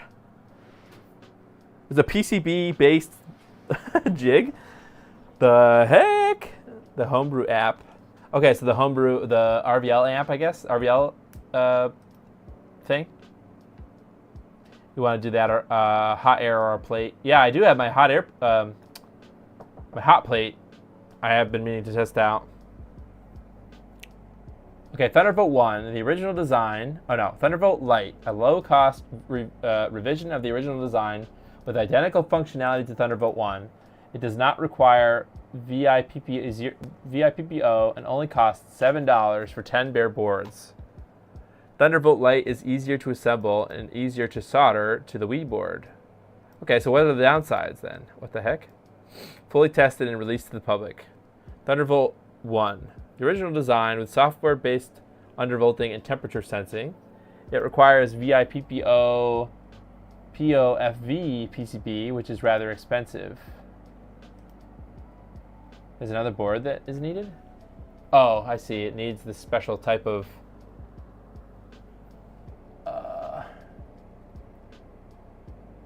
plate over filled via. Oh, let's see. Does PCBWay have that?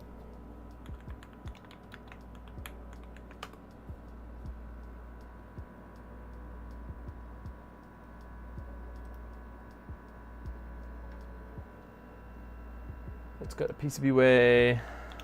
Again, they're not sponsoring the stream, but now I'm sort of regretting that.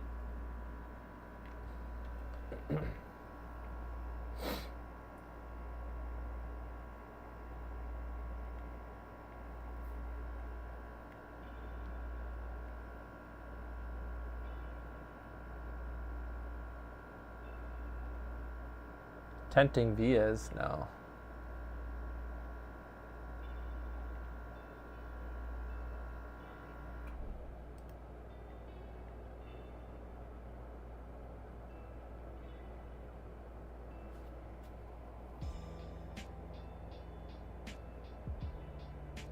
Edge plating, half cut castellated holes, nope. Halogen free, nope. All vias filled with resin and capped.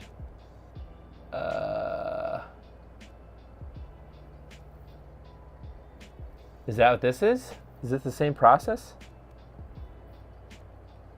It's a separate app he and LoopJ developed to control the regulators over data. Ah, interesting.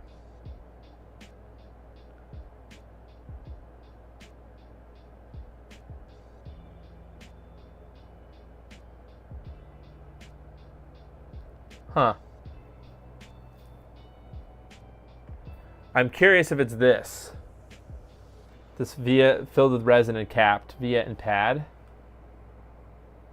If there are via and pad in your design, that is vias in the SMD pad, check this option and we will perform resin plug, then capped and plated over. Oh, okay. Yeah, okay. That makes sense. Okay, so they do. So let's see. Just for ha-has. So this is a requirement for the Thunderbolt 1.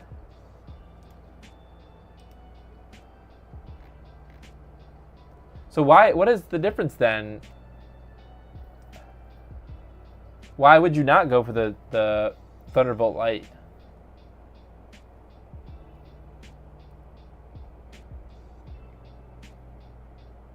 It seems like it's not just easier to assemble, but easier to solder.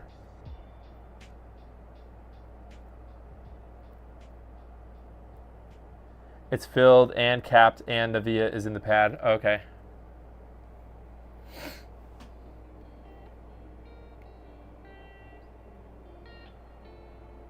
All Thunderbolt revisions require placing and reflowing at least one chip scale BGA.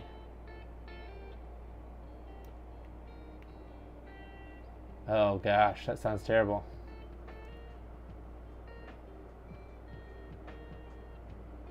This BGA soldering?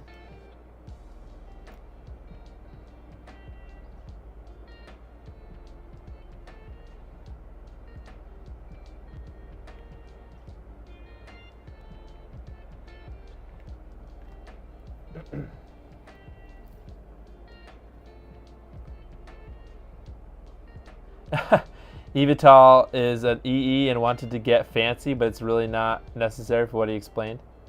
Okay, so the TV1 is just a fancy. Interesting. Okay, let's read. Okay, 0.8 millimeter 4-layer rigid PCB. Holy cow. Okay, got it. Tented or plugged vias. So plugged vias is what we need. Or wait, tented. Oh, this is for the light. I see. Okay. Minimum via hole size, diameter, leave it default. Thunderbolt light has large vias that do not incur additional charges. Okay, ENIG is optional. 1 ounce copper on internal layers, not necessary, but technically improves PDN performance. Imperceptible to end user. Black solder mask, not necessary, but looks great with a lightning bolt. Nice. It's not bad at all if you have a plate. Yeah, I have an MHP 50 also. So it worked. You had no problems, Subirek, doing it? I'm just curious if how much it would cost for PCBWay just to do it.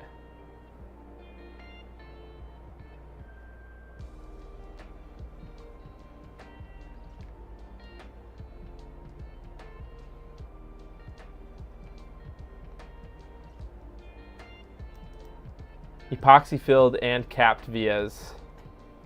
Okay, so it does say resin filled and capped. VIPPO or POFV.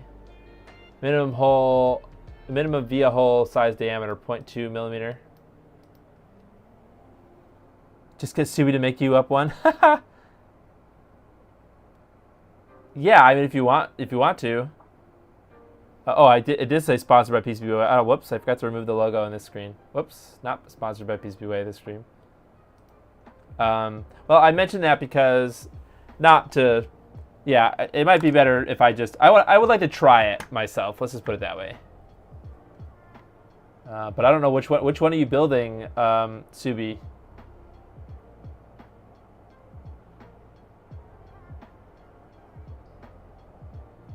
Are you building the light, or are you building the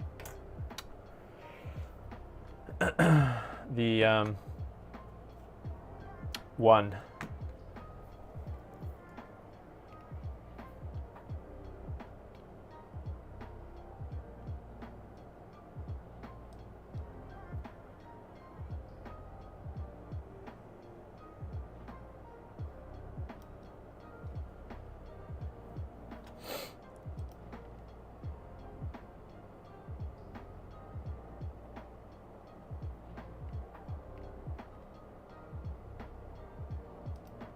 Both an electro-polished solder paste stencil and 2 jig PCBs, jig 1 and jig 2, are highly recommended for assembly.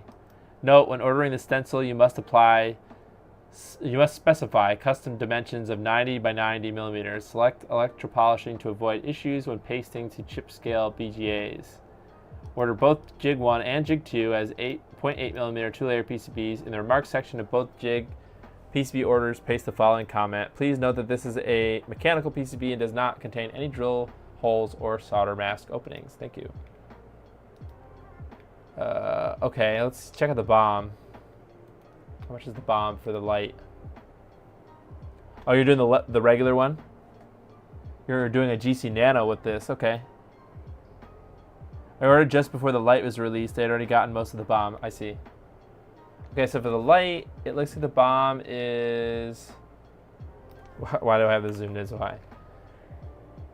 25 bucks, okay. So that's for one set, not including the PCBs. Not terrible. So we're looking at probably, what, like maybe $30 with everything, including the boards, $35 for one set.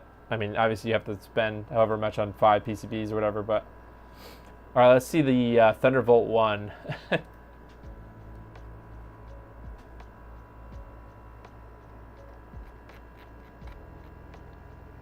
Okay, not too bad. I mean, it's actually similar. I just want to see what the BGA chip looks like.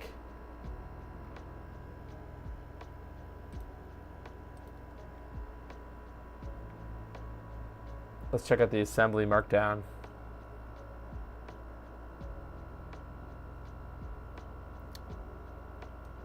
Note, the blah blah blah low profile inductors used on Thunderbolt Lite are only available from DigiKey. Oh, the other ones are only available from Coilcraft. Interesting. The Ashida I'm building following your video doesn't want to boot. Having a blue screen issue you mentioned in the video, and I don't know where to start troubleshooting. So, I believe my problem with the blue screen was it was actually not loading RV Loader. So, like, that's a... I'm not like an expert with Ashidas, but I would say that's probably not a video issue. I think it might be to do with if you don't ever get RV Loader to boot, then I would check your Like you don't ever see the RV loader screen, I would check your USB wiring, USB wires. I believe what I also had to do was go from 30 gauge, like I used 30 gauge wire or magnet wire in the beginning. I redid it in 34 gauge wire, so it's a smaller gauge, tighter wrap. So I hope that you got to be doing the wire wrap thing. So take your drill and you wire the two wires together tightly, pretty tight. Not enough to snap them, but whatever. And then you just make sure your soldering is good. So and also you have to kind of make it as short as possible, the wire. I mean, obviously you want to make it so it's work-onable, but yeah, if that's not, the soldering there is not good, or you don't have the small 34 gauge wire, I would try there.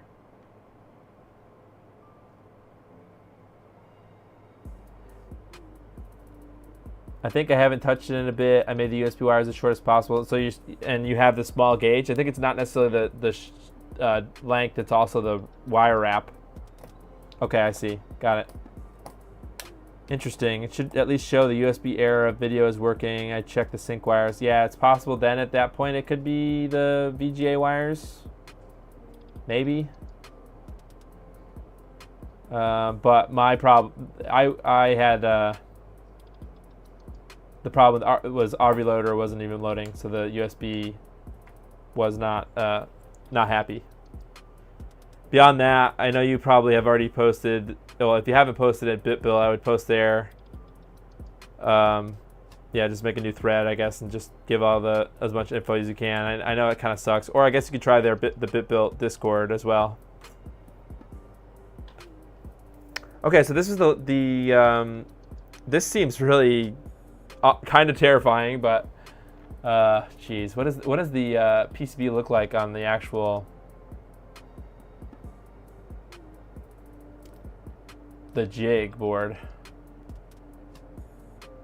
Just for ha-has, actually, are there the rotation files?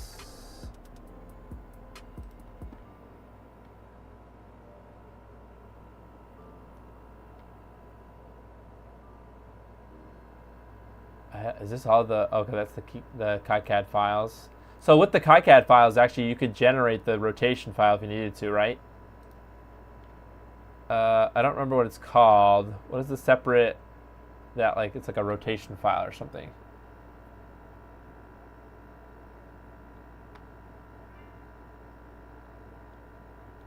Like, is there enough details to give this to PCBWay and say, hey, give me one of your finest Thunderbolt lights, please. Where can I join the Discord? I'll find it. I'll find the link to their Discord.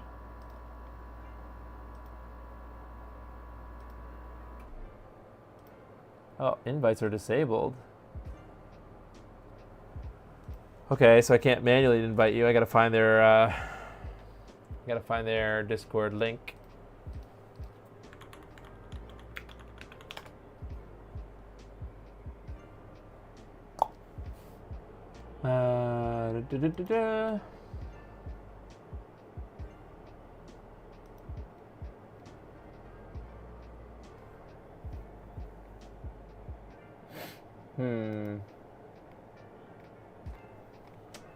I don't know. It's kind of hard to find their Discord, huh? Oh, here it is. Found it.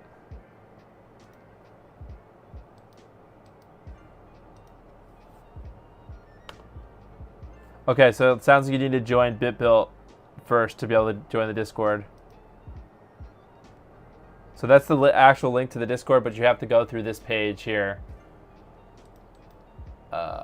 I'll link this. You need to join the BitBill forum, which I recommend anyways. There's a lot of cool projects there, but that link brings you to this link where if you click this, it brings you to the profile page where you can log in, connect it together. Man, I'm kind of terrified about that Thunderbolt thing. If you want to, CB Rect, if you want to make me one, I'd gladly pay for the bomb and stuff and your time. But just maybe hold off. I'll have to think about whether or not I want to do it myself.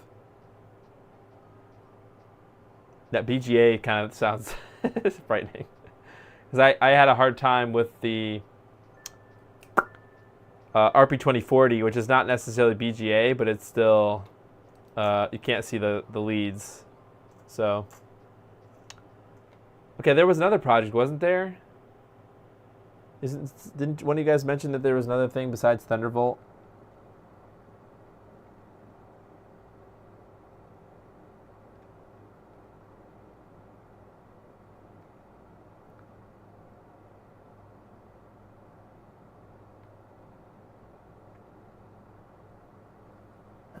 Maybe try reducing the capacity to 9600. I didn't even think about that.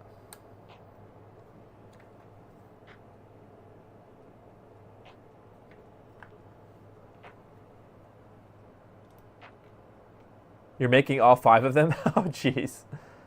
Crazy.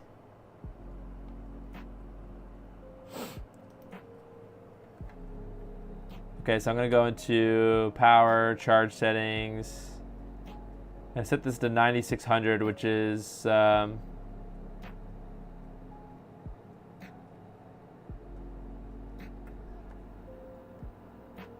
actual total charge total of the batteries.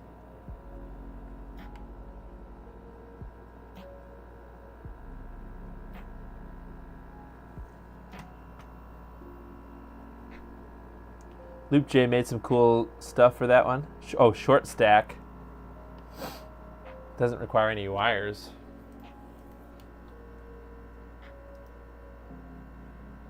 What the heck is short stack? Oh yes, this whole mod, yeah. Well, you know, I am. This is really cool. However, this uses the smaller trim, right? The Omega trim or whatever. Final destination trim. Oh, it's 7 millimeters wider than a classic Omega trim. So he has a specific version of the Omega trim. Okay. Interesting. Power strip hype. This doesn't require any wires. Are you? How? What? How? Huh? Does this use a lot of custom PCBs then? What in the world? Oh, there are. I think these. Is this part of the? This is all part of the Omega trim, right? This is some kind of a Xilinx thing, but this is the NAND relocation, right? This is. I'm looking at. This is the GPU, right? But where's the Oh, the CPU's here. Short stack power strip. Oh, this is the power strip. What is power strip hype? What are all these words? And some flexes, dang.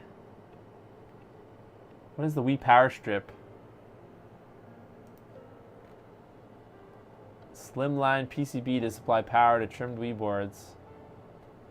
Oh, so this is better than having to run all the separate wires, right? But you would still have to manually solder the other end to the PMS board, right? If you're gonna jerry rig this into an Ashida. It's that's the full flex for the whole thing. So this. Oh, it's HDMI out and the NAND relocation. And on this side, it has the power strip. Oh yeah, right, because it uses the... So my question, if any of you guys are listening, the RVL DD, the direct drive, is it not going to use the VGA lines anymore? So you don't need the VGA lines? I don't see VGA lines. Damn, I should have done this, because this would probably be actually easier than the Ashida. And minus, you don't have to do the case too. Like this looks easier to 3D print. This looks easier to 3D print than the Ashida, and it's more functional. Well, not more functional, but I know it uses these little mini breakouts for the controllers, right? But I mean, people could 3D print these on their home printers and not go crazy. Y2K made a daughter board for it for adapting the power strip. Oh, power strip was absorbed into Thunderbolt. Got it. Okay, so yeah, with Thunderbolt, that replaces all those wires too, right? So if I'm going to put a Thunderbolt in there, that kind of cleans up the wires a bit. Correct? You don't need the AVE at all. Huh. Holy cow, I'm super excited now. So this should make it way simpler, and actually it might help. I mean, if you're listening, it's called, it's called Line Rider. Line Rider was a great game, by the way, if that's what you're in reference to. It's called Line Rider. If you're still listening, then I hate to say that to solve your solutions you should spend another $100, but the PMS PD might be the way to go. Or no, I was super. Sometimes I just say things and not think about it first. The RVL DD is the way to go.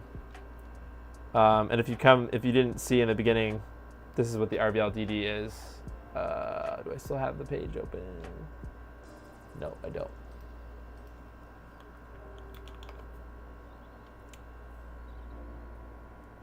The RVL DD is a new. It just was released a couple of days ago. Where is it? Yeah, here. It's an updated, or it's a new, I guess, FPGA powered driver board for the IPS screen, but it also includes a flex cable specifically for, well, one of the options is for the Ashida. So this little flex here, this handles all of the little, you can kind of barely see them in my photo here, but, or on the stream here, but these little tiny vias here, I am on my current Ashida, there's hand soldered wires to all of those. So this flex replaces that. So really all you have to do is, if you have a microscope, I think that's really helpful, but it avoids you having to solder all the wires. Plus, it directly gets video from these wires, so you don't need the other. On my Ashida build, if you're following it, on the right side you see like a bunch of, the VGA wires, so the red, green, blue, and then horizontal and vertical sync. You don't need any of that either. So this might be a way to go if you think maybe your problem is video. I know it's dumb for me to suggest, spend another $100, but if you've got a microscope, especially, I think that might be required for this, but maybe not. That might help your solder. New building coming, DYL, stop. Stop it. Well, actually, you know what? I'm very tempted now. I've never done a Omega trim. Let's go to the. Who's the person that developed this? This is LoopJ. Okay, so LoopJ has their own custom Omega trim. So the difference between the Omega trim, I think, oh wow, it is kind of a custom thing. I think the only difference, other than the size, obviously it's smaller. The OMG WTF trim does not cut any of the NAND wires, right? So the NAND is the memory, or is that where that's where the I don't know, all the Wii code or whatever, all the storage for the actual internal Wii code stuff is stored on this thing. The OMG WTF trim does not sever any of the NAND lines, because they're pretty close to the OMG WTF, but not quite. But the Omega trim, I think it is part of that trim is to cut off the NAND line, some of the NAND lines, to make it even smaller. So you're making the Wii even smaller than the OMG WTF, but because of that, you've got to relocate the NAND using this flex cable thing. But then this thing here is the HDMI board output. So damn, you got. For as much as I hated building, not hated, it just took a lot out of me making the Ashida video, and it definitely wouldn't be a video; it would just be a stream. But this seems tempting. But then Wesk announced, or what is it called, the Kawaii? This is even smaller. Oh God, I should not have typed that in. That's what it's called, right? I tweeted about it. God, this is risky. I just retweeted it, so it can't be that far away. This guy. Yeah, it's Wesk. Yeah, he's here. This is a crazy. Let's go to the bit build. This is an even small. Is this an even smaller trim, or does it use the Omega trim? Oh, it uses the Final Destination Omega, right? Oh, it fully utilizes the Omega trim. So that just means that the footprint is not bigger than the Omega trim, barely larger than the Omega trim.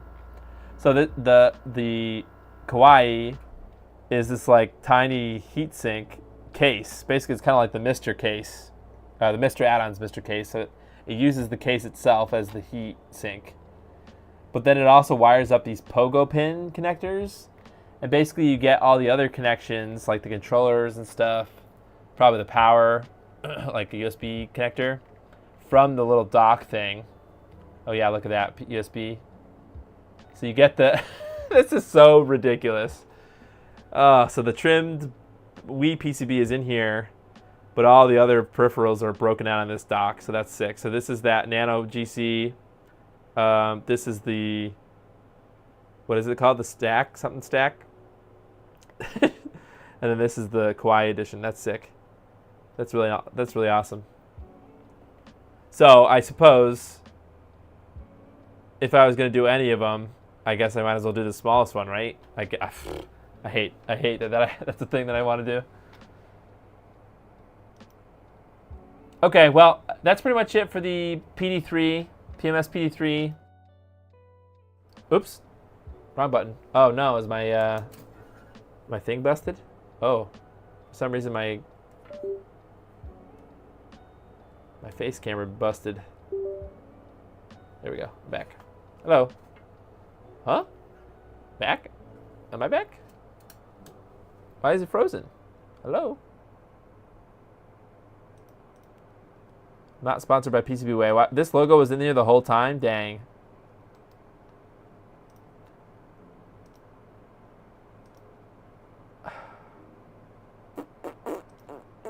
Well, my camera might have died. Let's try to restart the OBS camera app.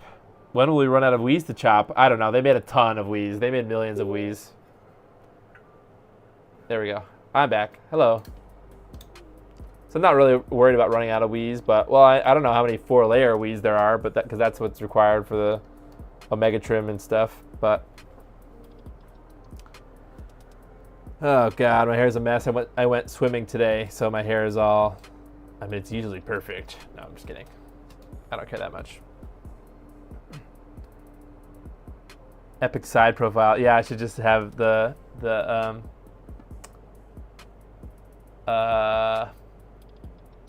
why can't I think of the word TikTok? This is gonna be TikTok now. Permanent sponsor, go. Yeah, I mean they kind of are. Just yeah. Didn't quite. You like the part, but I don't know why, but I love the keychain port or keychain part. Yeah, it's like who's gonna like swag around and then slap down their Wii, their Kawaii Wii. Yeah, maybe I'll have to look into another sponsor. Maybe like iFixit or something. Anyways, if you're interested in that Kawaii, I was gonna say why would you be interested? But if you're watching this, you might be interested. If you're interested in that, there is I'll put a link. I'll put it in the chat, but I'll put it in the description too. I don't know why. Let's see, Nintendo. It's like there's like a what is it called? A interest check thing. So if you're interested in purchasing the case, because it sounds like Wesk wants to get a whole bunch of those Kawaii people that want to do the Kawaii build. If you're interested in that, there's kind of like an interest check so that they can get a minimum of 30 units, so that they can, have them CNC'd and anodized and then laser marked with the logo and stuff. So if you're interested in that, then fill out the interest check form thing. It's probably only 40 million 4-layer Wii's left. Yeah, okay. If everyone did... no, I was going to say if everybody in America, but then they'd run out immediately, but that's funny.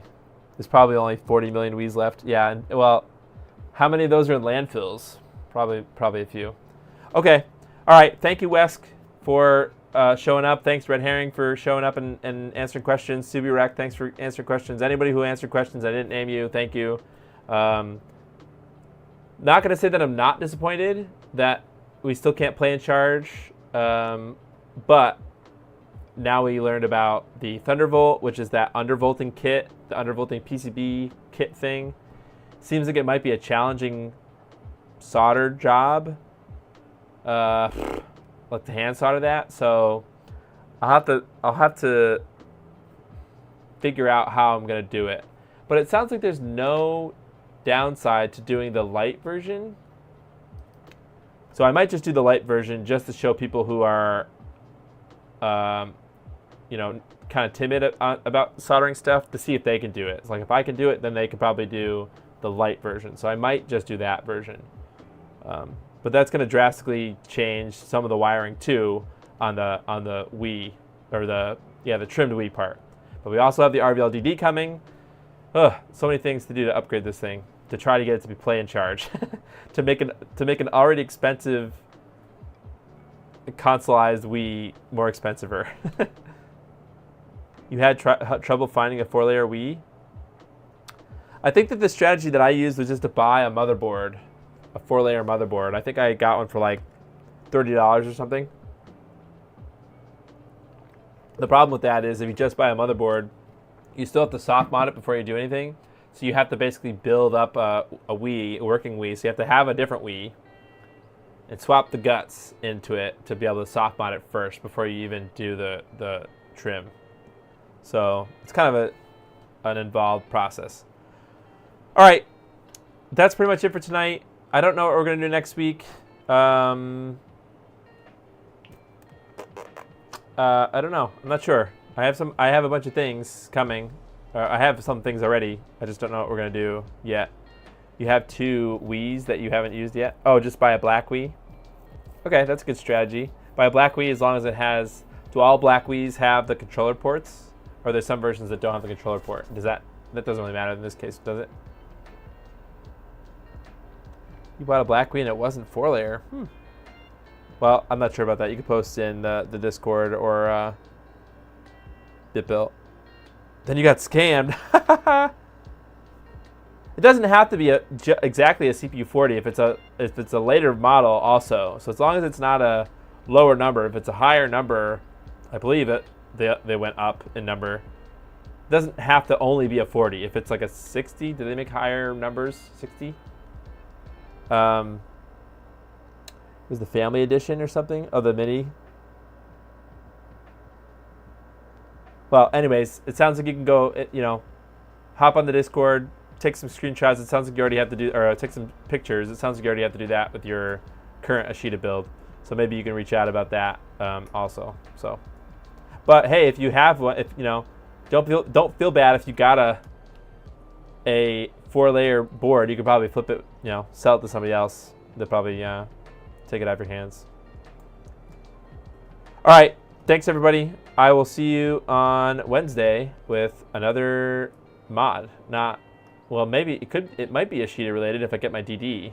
Then it will be the DD. But it's got to come sometime between now and then. So, all right, thanks everybody. See you on Wednesday.